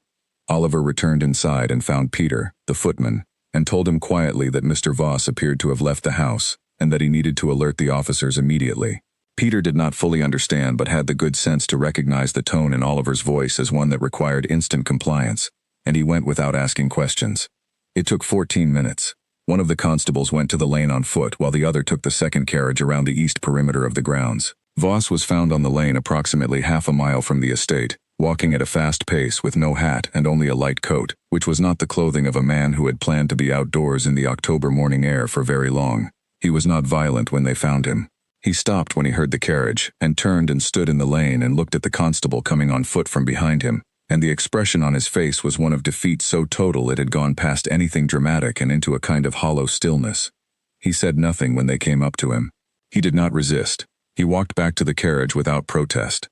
Inside the estate, in the drawing room, Gerald Ashworth was conducting himself with remarkable composure. He sat across from Inspector Alderton and responded to questions with a precision that was, in its way, impressive. He was concerned about his uncle. He had come to the estate out of care. He had helped with the estate's business management during a difficult period because it was the responsible thing to do. He was not sure what this visit was about, but he was of course happy to assist in any way he could. Alderton listened to all of this with the patience of a man who has heard many versions of many things and is very good at holding them next to the facts he has already assembled. He told Gerald that the Duke's physician had submitted a medical report indicating that the Duke's illness was not natural in origin. He said this without elaboration. He watched Gerald's face as he said it. Gerald's face did not change in any obvious way, but his hands, which had been resting comfortably on his knees, moved. A slight, controlled adjustment. A small thing. The kind of thing only a person watching very carefully for it would notice. "I'm not sure I understand," Gerald said. "Are you suggesting someone has done something to the Duke?" "I'm asking you some questions about the household and the management of the Duke's care," Alderton said. "That's all I'm doing at this stage." Gerald said he understood, and that he would help in any way he could, and that the suggestion that someone in this household had done anything to harm the Duke was deeply troubling to him, and that he very much hoped the authorities would be thorough in their investigation. He said all of this in a tone of genuine and measured concern, and had Alderton not already been in possession of a chemist's report and a physician's testimony, and the account of a woman who had carried a teacup 2 miles on her afternoon off, it might have gone further than it did. It did not go further. Alderton moved from general questions to specific ones, and with each step the questions became more precise. Where had Gerald been on specific dates? What was the nature of his relationship with Arthur Voss outside of the estate? Whether he was aware of any changes to the Duke's dietary arrangements in recent months? Whether he had any knowledge of substances that had been brought into the house during his stay? Gerald's composure held for a surprisingly long time. He was good at this, better than most people Alderton had questioned over the course of his career. The answers were careful, the denials plausible, the tone consistent. What undid him, in the end, was not the questions themselves but the information that came into the room while he was being questioned. A constable knocked on the door and spoke briefly to one of the other officers, who leaned to Alderton and said something quietly. Alderton received this information and turned back to Gerald. "Mr. Voss has been located," he said. "He was leaving the estate on foot when he was found." Something moved through Gerald Ashworth's face that he did not manage to stop in time. It was brief, it was controlled in the moment after, but it was there, and Alderton had seen it, and he noted it in the way that he noted everything, precisely, without expression, and with the full understanding of what it meant. Gerald said nothing. "I'm going to ask you to remain here for a while longer," Alderton said, with perfect courtesy. "I appreciate your patience." Gerald said that was fine. His voice was even. But his hands had moved again, and this time they did not settle back into their easy position. They were in his lap now, slightly clasped, and he was very still. Agnes was in the East Wing corridor when she heard the carriages arrive. She was not supposed to know what was happening. Oliver had arranged it that way. But she heard the front door, and she heard voices, and she heard the particular quality of a morning that is changed from ordinary to something else. A change that has no specific sound but that a person who is paying attention can feel. She stayed at her work.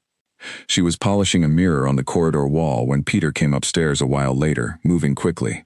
He did not stop, but he glanced at her as he passed, and his expression was the expression of someone in whom news is barely contained, and she understood from that single glance that something was in motion. She turned back to the mirror. The face that looked at her from it was her own face, steady, unremarkable, the face of a woman doing her morning work in a house she had worked in for 11 years. She held the cloth to the mirror and moved it in slow circles. Outside the window at the end of the corridor, she could see the service courtyard. She could see, at the far end of it, the gate that led to the back lane. She had not planned to look. She was simply looking out the window the way a person's eyes move to light. But she saw the gate was open, and she understood immediately what that meant, and she stood very still for just a moment with the cloth against the mirror. Then she finished what she was doing and moved to the next task. Inside the drawing room, the morning was going the way it needed to go, and the house was settling into something new, and the long, quiet patience of weeks of watching was reaching its end. She did not know all of it yet. She would not know all of it for days. But she knew enough, and she had done enough, and the rest was no longer hers to carry alone. The house was very quiet in the hours after the carriages arrived. This was not the quiet of a normal morning, not the productive quiet of a household doing its usual work, but the specific quiet that comes when the ordinary has been suspended, and people are waiting for something without knowing exactly what they are waiting for. The staff went about what they had been given to do that morning, with a particular attentiveness to sound, to footsteps, to the closing of doors. There was an awareness in the house that was different from anything that had been there before, even during the worst weeks of the Duke's illness. Agnes felt it in the East Wing. She was aware of it in the same way she was aware of weather through walls. Not through any single definite sensation but through the accumulated evidence of small things. The way sound carried differently when the main hallway was occupied by more people than usual. The footstep patterns on the stairs, the particular texture of a morning in which something significant is happening out of her direct line of sight. She cleaned what she had been set to clean. She polished what needed polishing. She was entirely where she was supposed to be, doing entirely what she was supposed to be doing, and she did not allow any part of the morning to suggest to anyone who might observe her that she was doing anything other than her work. But she was listening. She was listening with the whole of herself, with the 11 years of familiarity with this house's sounds and rhythms that told her precisely what was ordinary and what was not. And what she was hearing was not ordinary. What she was hearing was the sound of a Tuesday morning that was quietly and thoroughly changing the nature of things. She thought about the Duke, upstairs. He was not yet awake at this hour. His mornings had been slow since his illness, his body needing more time than it had ever needed to gather itself for the day. She thought about him not knowing. About the fact that the thing that had been happening to him for more than a year was, this morning, being addressed in the rooms below him, and he had no awareness of it, and this was right. It was right that he didn't know yet, that the knowing would come after the doing rather than before, but there was something in the image of him asleep upstairs, not knowing, that felt important to hold on to. It was why this morning mattered. It was who the morning was for. The full picture of what had been done to Edward Ashworth took 10 days to emerge. It came out not in a single revelation but in layers, the way things buried for a long time come to the surface, gradually, with effort, piece by piece, each piece casting new light on the pieces already known. It was not dramatic in the way that people who have not been involved in actual investigations might expect. It was methodical. It was painstaking. It was, at times, extraordinarily slow. But it was thorough. Arthur Voss did not confess immediately. He was taken to the county constabulary in the town that same Tuesday morning and held for questioning while the men from London worked through the evidence. He maintained silence through the first several hours of questioning, a hard, careful silence. The silence of a man who has calculated that silence may still be his best option. He answered no questions about the Duke's tea. He said he did not know what they were referring to when they described the residue in the cup. He said that his preparation of the tea had been a matter of simple attentiveness to a sick employer, nothing more. But the silence, hard as it was, had limits. When Inspector Alderton placed Harold Finch's report in front of Voss and read specific sections of it aloud, the precise language about arsenic compounds and patterns of exposure consistent with repeated small doses over time, something in Voss shifted. It was not a dramatic cracking. A man like Voss does not crack dramatically. It was a settling, a small, decisive movement, the way a building settles before a structural failure becomes visible. He asked for a moment. Alderton gave him the moment. When Voss spoke again, what he said was careful and limited. He did not offer everything at once. He offered enough to position himself as a man who had been placed in an impossible situation by another man of greater power and greater means. He said that he had been approached by Gerald Ashworth. He said that what he had been asked to do had been framed to him in language he could not now fully account for, that he had been told the substance was something the Duke's own physician had recommended to him in small quantities for a particular complaint, and that it was simply a matter of Voss ensuring the Duke actually took it, since the Duke had a tendency to refuse medicines. He said he had understood, at some level, that this explanation was not right. He said he had been paid. He stopped there. Alderton wrote this down in his careful handwriting and asked, without expression, how much. Voss told him. The amount was significant, more than a year of his wages at Caronwell, paid in 2 installments by Gerald Ashworth's private accounts. This money had been arranged through a financial intermediary in London whom both men knew through separate connections, which was why Oliver's preliminary inquiries had found threads but no decisive document. The money was there. The trail was there. It simply required the right access to find it. Gerald Ashworth, in the county jail where he had been taken later that same Tuesday afternoon, after Alderton concluded that his continued presence at the estate was not viable, was another matter entirely. Gerald did not ask for a moment. He did not settle or shift. He maintained, with absolute consistency, the position he had established in the drawing room. He had come to the estate out of concern. He had helped where he could. He had no knowledge of anything that had been put into the Duke's tea, and any implication that he had arranged or orchestrated harm to his uncle was not only untrue, but deeply offensive to him as a man who had spent weeks giving up his time in London to be present for a relative in poor health. He said this clearly, calmly, and with the precise vocabulary of a man who had either rehearsed it or who was very good at constructing coherent positions under pressure. The answer had been the same every time he was asked in any form. It did not waver. It did not contain anything that could be immediately disproved. What it did not account for was the money. When Alderton presented the financial records that his colleagues in London had begun pulling from the banking intermediaries' accounts, a process that had been set in motion the same day Price's letter arrived with the magistrate, Gerald's composure encountered something it had not fully prepared for. The record was there. A payment from an account connected to Gerald's personal finances, routed through two intermediate points, arriving in an account that could be linked to Voss. Gerald looked at this for a long time. Then he said, carefully, that he had made a personal loan to Voss some months ago as a gesture of goodwill, and that this was what the financial record reflected. Alderton asked whether he had documentation of the loan arrangement. Gerald said it had been an informal arrangement. Alderton asked whether Voss had confirmed this account. Gerald asked what Voss had said.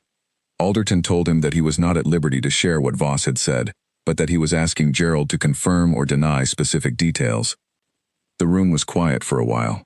What broke Gerald Ashworth in the end was not any single piece of evidence, and it was not the methodical accumulation of financial records, and it was not even Voss's partial account of being recruited. What broke him was something more particular and more human, the knowledge that the scheme had been so precisely designed to look like a natural death, to move so slowly and so quietly, that no physician would have reason to question it, and that despite all of this care and precision, a woman who cleaned the corridors had noticed, and remembered, and acted, and been believed. He did not say this aloud. He said very little for the remaining hours of that day's questioning. He spoke with a solicitor who arrived from London on the evening train. He was charged the following morning. The charges were serious. The law as it then stood had clear and severe provisions for the deliberate administration of substances with intent to harm, and the evidence was sufficient to support a charge that would be taken before a court. Voss was charged as an accomplice. Both men were held. It emerged, over the following days, that Gerald's financial situation had been worse than even his creditors knew. He had accumulated debts of a scale that the estate, once inherited, would have been barely adequate to cover. He had borrowed against the expectation of inheriting, which meant the expectation was the only thing holding his finances above water, which meant the timing of the Duke's death had become, in Gerald's calculation, a matter of pressing practical urgency. He had not been patient. He had made the calculation of a desperate man wearing the face of a calm one. Dr. Price visited the estate 3 times in the week after the arrests. He attended to Edward, who had been told by this point, in the most careful language Price could find, that his illness had not been natural, and that steps had been taken to address it.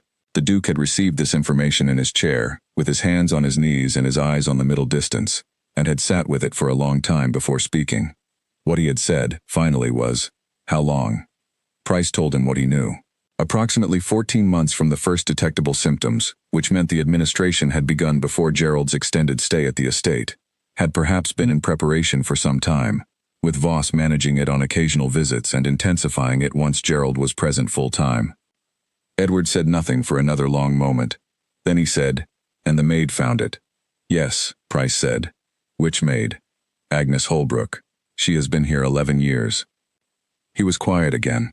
Outside the window the October afternoon was gray and still, and the grounds of the estate, which Edward had not walked in months, were visible in their autumn arrangement of bare branches and low brown grass. He looked at them for a long time. "I would like to speak with her," he said. Price arranged it for the following day. Agnes was told by Oliver that the Duke had asked to see her.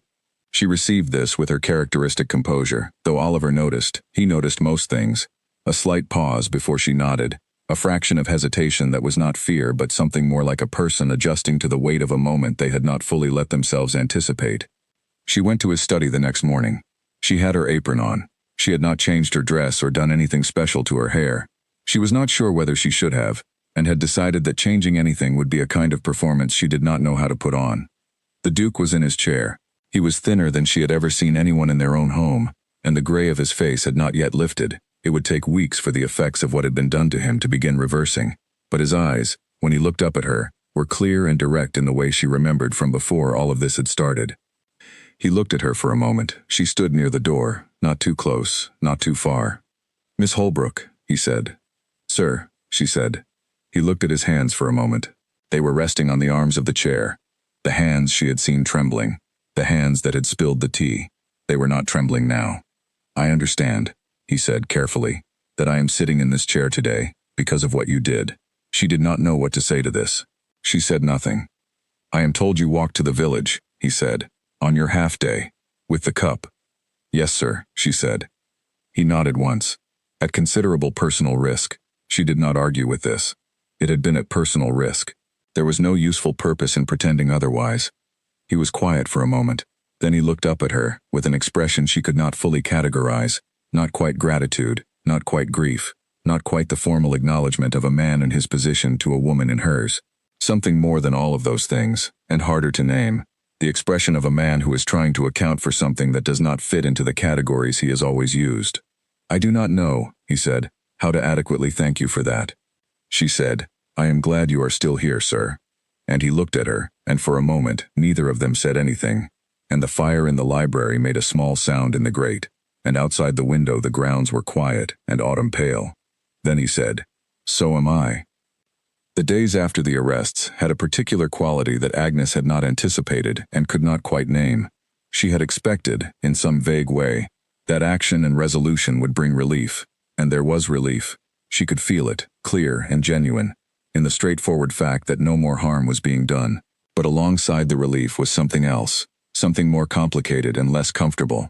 She found herself thinking about the Duke with an intensity of attention that she had not previously allowed herself. During the weeks of watching and waiting, she had kept her feelings about him at a careful distance. It had been necessary, because feeling too much would have made her less clear-eyed about what she was doing, and clarity had been everything. But now, with the immediate need for that discipline gone, she found that the feelings were there, waiting, and that they had more weight than she had known. She thought about what it meant that a man had been made ill in his own house, in his own chair, by his own tea, by people he had trusted to manage his household and care for him as a relative. She thought about the particular kind of harm that happened when trust was the mechanism through which harm was delivered. It was a different kind of harm from violence, from open attack. It was quieter and more patient, and in some ways more devastating, because it worked by disguising itself as care. She thought about this a great deal, and she did not speak about it. It was not something she had the language for, or that she thought she would be understood to be saying correctly if she tried to say it. She simply held it, and let it be part of what she understood about the world now, and carried it alongside the other things she understood and had carried for a long time. Oliver watched her during those days with the careful attention he gave to all things worth watching, and he thought that she seemed, if anything, quieter than usual, which was saying something, and that the quiet had a different quality from her ordinary working quiet. He didn't ask. He was not a man who asked about internal states that hadn't been offered, but he noticed, and he thought about what it must have been like. And he found that thinking about it fully was not something he could do for very long, without feeling something that was not quite professional, and not quite personal, but partway between both. Price said, to Cleaver, over a dinner they shared the week after the arrests, that Agnes Holbrook was the most important single person in this whole matter, and that without her, the most likely outcome was that the Duke would have been dead within another 2 or 3 months, and that the cause would have been recorded as a progressive illness of unknown origin, and that no one would ever have known otherwise. Cleaver, who was a careful and unsentimental man, agreed that this was correct. He also agreed that it was worth thinking about how many situations of this kind had occurred and would occur in houses where no one of Agnes Holbrook's particular quality happened to be watching. The weeks that followed the arrests were not easy ones. There is a temptation, when telling a story that turns on a single act of courage, to skip from the act itself to the outcome, to move cleanly from the moment of triumph to the moment of resolution, as though what lies between them is simply administrative. But the between is where most of life happens, and the between in this case was long and complicated and quietly demanding, in ways that had nothing to do with drama, and everything to do with endurance. Edward Ashworth's body did not recover quickly. This was something Dr. Price had prepared him for, and it was still a difficult thing to live through. The harm that had been done over 14 months could not be undone in a matter of days or even weeks. The fatigue remained. The weight loss did not immediately reverse. There were mornings when he seemed no better than he had been at his worst, and on those mornings it took a particular kind of faith in the process, a faith Price extended to him carefully and honestly, without false comfort, to believe that things were moving in the right direction. Oliver managed the household with the composure that was simply who he was. With Voss gone, he took on significantly more responsibility, and did so without complaint or display, reorganizing the daily structure of the house to ensure everything continued to function as it should. He interviewed 2 candidates for the role of butler over the following month, both of whom he turned down for reasons he declined to discuss in detail, and a third who was engaged in November. He maintained his records, now more detailed than ever, with the rigor that had always characterized his work. The trial was set for the following spring. The months between the arrests and the court date were occupied, in the legal world, with the gathering and formalizing of evidence, the preparation of witness statements, the procedural workings of the law as it prepared to do what it was built to do. Henry Cleaver, the magistrate, was involved in the early stages and then removed himself from the formal proceedings as was appropriate, having been satisfied that the case was well-grounded and in competent hands. Price gave his formal statement in December. He was precise and composed in his account, as he was in everything. He described the medical progression of the Duke's illness, the anomalies he had observed, the teacup and the analysis, and the steps he had taken when the analysis confirmed his fears. He was asked several times by the examining solicitor whether he had relied on the account of a domestic servant in making his initial decision to act, and each time he confirmed that yes, he had, and that the domestic servant in question had shown a quality of observation and a quality of courage that he had found impressive, and that had been fully vindicated by events. Agnes gave her statement in January. She had not known quite what to expect from the process of giving a formal legal statement. She had prepared herself, in her practical way, by thinking through exactly what she knew, in what order she had come to know it, and what she could say with certainty, versus what was her interpretation of what she had observed. She was meticulous about this distinction. When she sat across from the solicitor in the office in the county town where the statement was taken, she answered every question with the same care, describing what she had seen, in the order she had seen it, without embellishment, without the kind of confident conclusions about motive that she did not feel she could honestly claim. She was asked whether she had been afraid. She thought about this honestly and said that yes, she had been afraid for her position and her livelihood, and that she had been aware throughout that her account, if received badly, could cost her the employment she depended upon. She was asked why she had acted despite that fear. She said because the Duke was very ill and she believed she knew something that a doctor needed to know, and that not telling him seemed worse to her than the risk of telling him. The solicitor wrote this down. He thanked her. She went back to the estate. Gerald Ashworth and Arthur Voss were tried in April of the following year, in the county assizes. It was a trial of considerable local interest, and the public gallery was full on all 3 days of proceedings. The evidence was presented methodically: the medical record, the chemist's report, the financial documentation, the testimony of Price, of Oliver, and of Agnes herself, who stood in the witness box and answered every question in the same measured, clear way she had answered them in December. She was not intimidated by the courtroom. She had expected to be, and was surprised to find that she was not.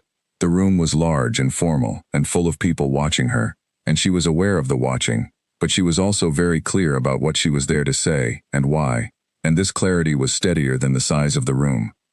She was cross-examined by the solicitor acting for Gerald Ashworth, who was skilled at his work and who tried several approaches to suggest that she had misinterpreted what she had seen and heard. She listened to each approach and responded to each one honestly.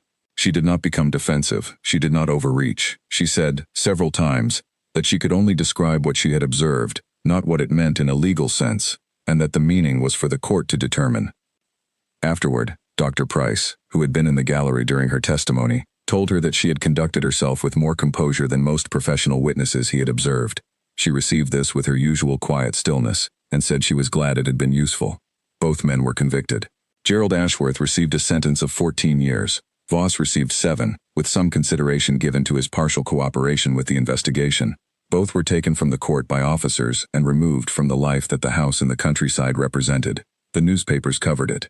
The particular nature of the case, the slow, patient method of harm, the grand setting, the maid who had noticed, the nephew who had calculated, made it exactly the kind of story that the press of the period found irresistible. Agnes's name appeared in print. The Maid of Caronwell was how one account described her. Another called her the woman whose sharp eyes saved a duke. A third, in a London paper, ran a longer piece that attempted to describe her background and her years of service, and the walk to the village with the wrapped teacup, and got several details wrong. She did not read most of these accounts. She was told about them by others and received the telling without visible reaction. She did not speak to journalists. She declined the 2 requests for interview that arrived at the estate in the weeks after the verdict, politely but without explanation, and she declined several subsequent ones the same way. There was nothing she wanted to say to a journalist. What there had been to say had been said in the county assizes and in the formal statement, and in the conversation in the doctor's small waiting room, when she had unwrapped the cup and he had leaned forward to look. The Duke's recovery, through that spring, was slow and then gradually less slow. The grayness in his face began to lift by March. He started eating with more appetite in April. In May, on a morning that was clear and quiet, with a thin, late spring warmth in the air, He walked in the grounds for the first time since the autumn of the previous year. Oliver accompanied him, as he always had on these walks. They went as far as the south field and back, which was about a quarter of the distance he had once managed, and he was tired when he returned, but he returned on his own feet. Agnes saw him come back through the kitchen garden gate. She was at her work in the east wing and happened to be near a window that looked over the garden, and she saw him walking, slowly, with Oliver at his side, but walking, and she stopped what she was doing for a moment, and watched. She noticed that he had more color. She noticed that his shoulders, which had been carried in the sunken posture of a very unwell man for so long, were fractionally more upright. She noticed that he was looking at the garden with an expression she had not seen on his face for a very long time. The attentive, present look of a man who is interested in what is around him and has the energy to be interested. She went back to her work. The Duke had spoken to her again only once since the morning in the study when he had told her he was glad he was still here. It had been a brief exchange in the corridor near the library one morning, when she had been passing with a bundle of correspondence and he had been making his way slowly from his room. He had seen her and stopped. "Miss Holbrook," he had said. "Sir," she had replied. He had looked at her for a moment with that same difficult-to-read expression, the one that tried to account for something the usual categories could not quite hold. "I hope," he had said, "that you know the household is better for having you in it." She had said, "Thank you, sir," and he had nodded and moved on, and she had moved on, and that had been all. But she had thought about it afterward. She thought about it in her practical way, without sentiment, as a piece of information that confirmed something she had not previously had confirmed, that her presence in this house, her 11 years of quiet and careful work, had counted for something. Not just the act of carrying the cup. The act was what everyone spoke of, what the newspapers wrote about, what the trial had given legal weight to, but the years before the act that had made the act possible, the years of paying attention, the years of being present and observant and honest about what she saw. Without those years, the act would not have had the foundation to stand on. She knew this, and it settled in her in a way that felt, quietly and without drama, like being fully understood. Spring deepened into early summer. The estate resumed something close to its previous order. The new butler was settling into the routines of the house with growing confidence. The farms were being managed, the accounts reviewed, the household functioning in the way it had always functioned. The two events of the previous year, the months of harm and the weeks of investigation and the trial, were moving, as all things do, from the immediate present into something that would become the past, in time, even if the past of a place never entirely disappears from it. Edward Ashworth sat in his study and read his books and wrote his letters and ate his meals with increasing appetite and took his walks in the grounds with increasing confidence. He would not be what he had been before. His physician had told him this honestly, and he had received it honestly. 14 months of what had been done to him had left marks on the body that would not be fully erased. He tired more easily than he once had. Some mornings the old fatigue still arrived, though diminished now and without the threatening quality it had carried before. But he was alive. He was in his house. He was, in the ways that mattered most to him, still himself. And somewhere in the east wing, going about her work in the way she always had, Agnes Holbrook changed the linens and polished the mirrors and moved through the corridors of Caronwell in the particular invisible presence of a woman who has been exactly where she needed to be.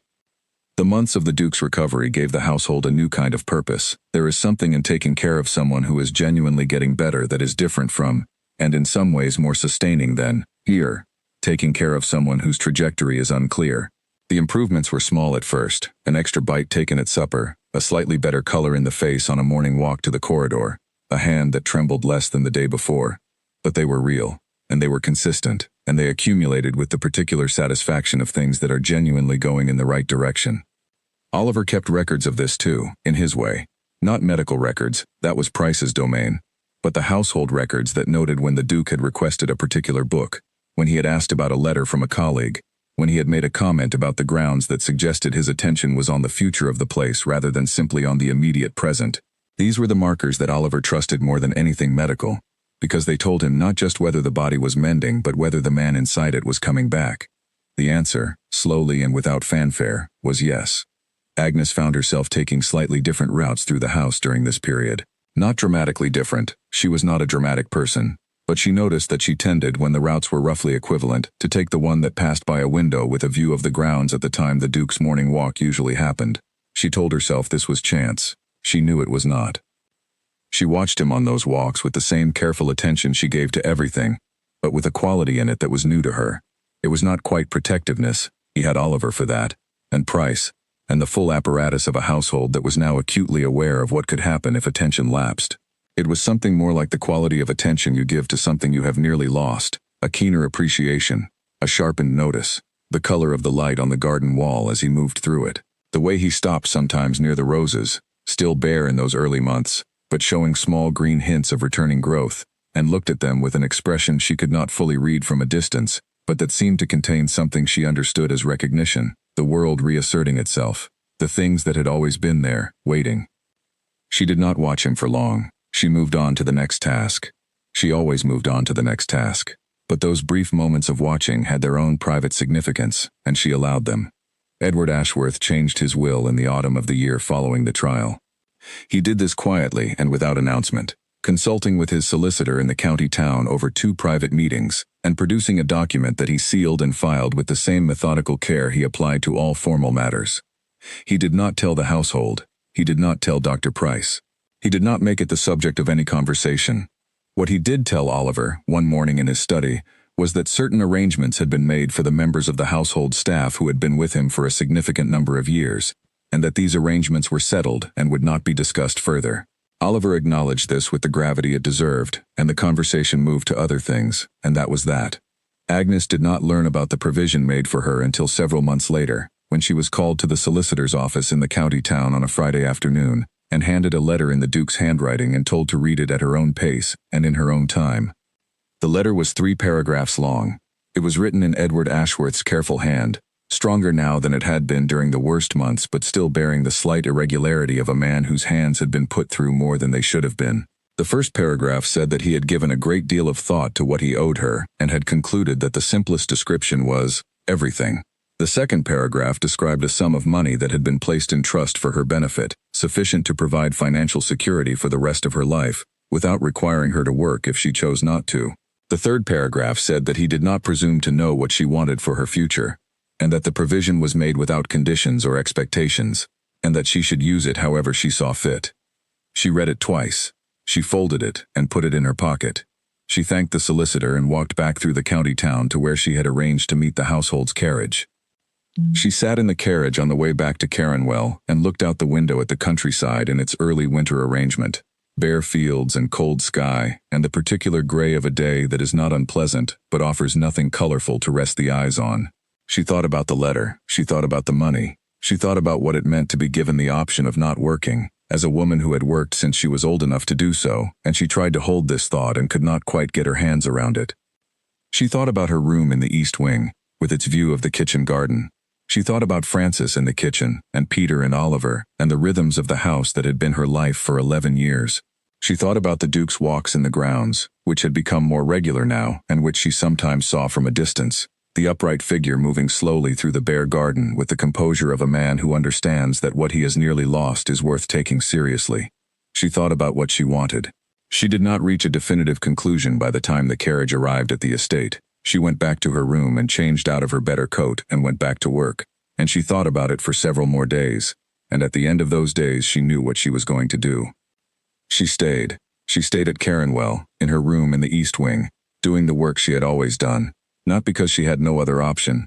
She had one now, and it was a real one, with real weight behind it, but because she wanted to, because the house was where she had built her understanding of the world, and because the work had meaning to her that she was not ready to walk away from, and because there was something in the continued routine of it, the ongoing presence of it, that felt more like belonging than anything she could imagine replacing it with.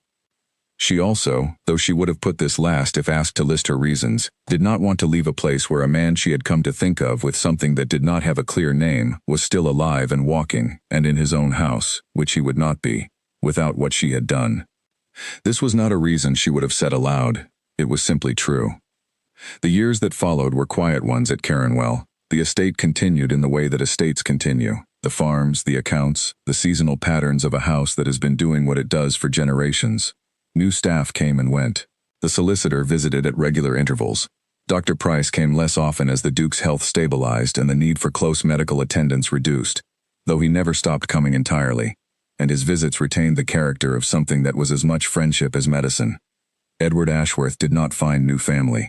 The gap left by Gerald was not filled. There were no other close relatives, and the Duke did not seek them out. He had the friendship of old colleagues, the ongoing work of managing an estate he cared about, his books, his correspondence, and the particular quality of attention that a man has for his own life when he has come very close to losing it. He lived for 6 years after the trial. This was longer than Price had privately expected, given the damage that had been done and the Duke's age at the time of it.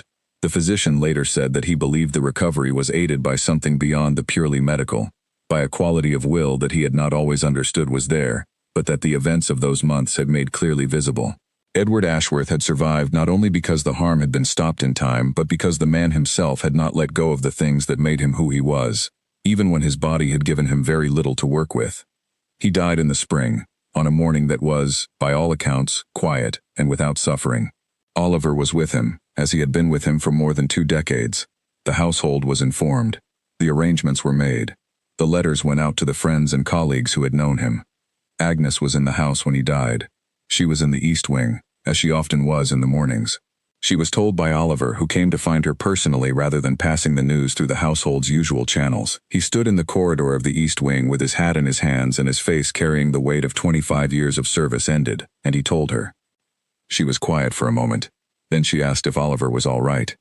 He looked at her for a moment, with the startled expression of a man who had come to deliver news and was not expecting to be asked about himself. And then something in his face shifted, and he said that he wasn't quite sure yet. She said that was understandable. She asked if he wanted tea. He said that tea would be very good. They went down to the kitchen together, and Francis made tea, and the 3 of them sat in the warm kitchen in the morning light, and didn't talk very much, and the house was quiet around them, in the particular way that a house is quiet when the person who has been at its center for a very long time is gone, and the day went on. In the weeks after his death, the will was read. The provisions for the staff were honored exactly as they had been set out. Agnes's trust was confirmed and expanded. The Duke had added to it in a codicil written 6 months before he died. She was told the amount and received it in the same quiet way she had received everything, with the composure that was simply her nature. What became of Caronwell after Edward Ashworth was a question the lawyers and the distant relatives addressed over the months that followed. Agnes did not involve herself in this. She had been offered the option of remaining in her role through the transition, which she appreciated, but she had decided, by the time the offer came, that this was the moment to go. She had stayed, because she wanted to be there while he was. That was finished now. The staying had been the right thing, and the leaving was also the right thing, and she knew the difference between them with the same clear, practical certainty with which she had always known the difference between what she saw and what she merely feared. She packed her room in the East Wing on a Thursday morning in May. It did not take long. She had always kept it spare. The clothes, the small things on the shelf by the window, the book of her mother's notes that she had kept since childhood. She took the room apart carefully, leaving it as clean as she had always kept it, which was very clean. Oliver was in the front hallway when she came downstairs with her bag. He had arranged the household carriage to take her to the village, where she had engaged a room while she decided what to do next. He helped her with the bag in the way he helped everyone with everything. Precisely, without fuss, with the quiet dignity that had characterized 30-plus years in service. He shook her hand. She shook his. She did not give speeches, and she did not want them. She thanked Francis for the years of warmth and for the morning teas and for being a person who could be counted on. She said goodbye to Peter, who had become a confident and capable young man over the years, and who would, Oliver believed, go a long way. She walked out through the front door into the May morning, which was clear and mild and the kind of morning that is simply good to be in. She got into the carriage. She looked back at Caronwell as the carriage moved down the drive, the stone front of it, the windows catching the morning light, the grounds in their spring arrangement of new green and pale sky. She looked at it the way you look at a place you know you are looking at for the last time, which is differently from the way you look at it in ordinary passing. Then the drive curved and the house was behind her, and she turned back to the road ahead, and the morning continued in the way that mornings do. She was 39 years old. She had enough money to live without fear. She had a clear mind and practical knowledge, and the particular quality of seeing that had always been her most reliable possession. She did not know exactly what came next, but she was not afraid of not knowing. She thought, briefly, of the teacup. She thought of the residue at its base, and the walk to the village, and the waiting room at the surgery, and the moment when Dr. Price had leaned forward to look. She thought of a man in his chair with his arms wrapped around himself, alone with his pain, who had not known that someone outside the door was paying attention. She did not think of herself as a person who had done something remarkable. She had thought about this carefully, in the years since, and what she had concluded was this: She had done what she had seen. She had taken what she noticed and given it to someone who could do something with it. She had been present and careful and honest, and she had been afraid, and she had done it anyway. This was not remarkable. This was simply what needed to happen, and she had been the person standing in the right place at the right time, with enough attention to see it. But she also knew, as the carriage carried her down the country road in the May light, away from the house where she had spent 11 of her years, that not everyone does what needs to happen. Not everyone pays attention. Not everyone acts on what they notice, when acting is costly, and silence is safer, and the person at risk is not them. She had, that was the whole of it, she had, and because she had, a man had lived 6 more years in his own house. That was enough. It was more than enough. The carriage reached the village, and she got out, and she stood for a moment in the morning air with her bag at her feet, and she breathed, and she walked toward whatever came next. She had not expected the letter. Or rather, she had not let herself expect it. The Duke had said what he had said in the corridor, and it had meant something. But between the meaning of something said and a formal provision in a legal document there is a very long distance, and she had not permitted herself to cross that distance in imagination. This turned out to be wise in one way and less accurate in another, because the letter, when it came, was more generous than she had imagined even if she had allowed herself to imagine.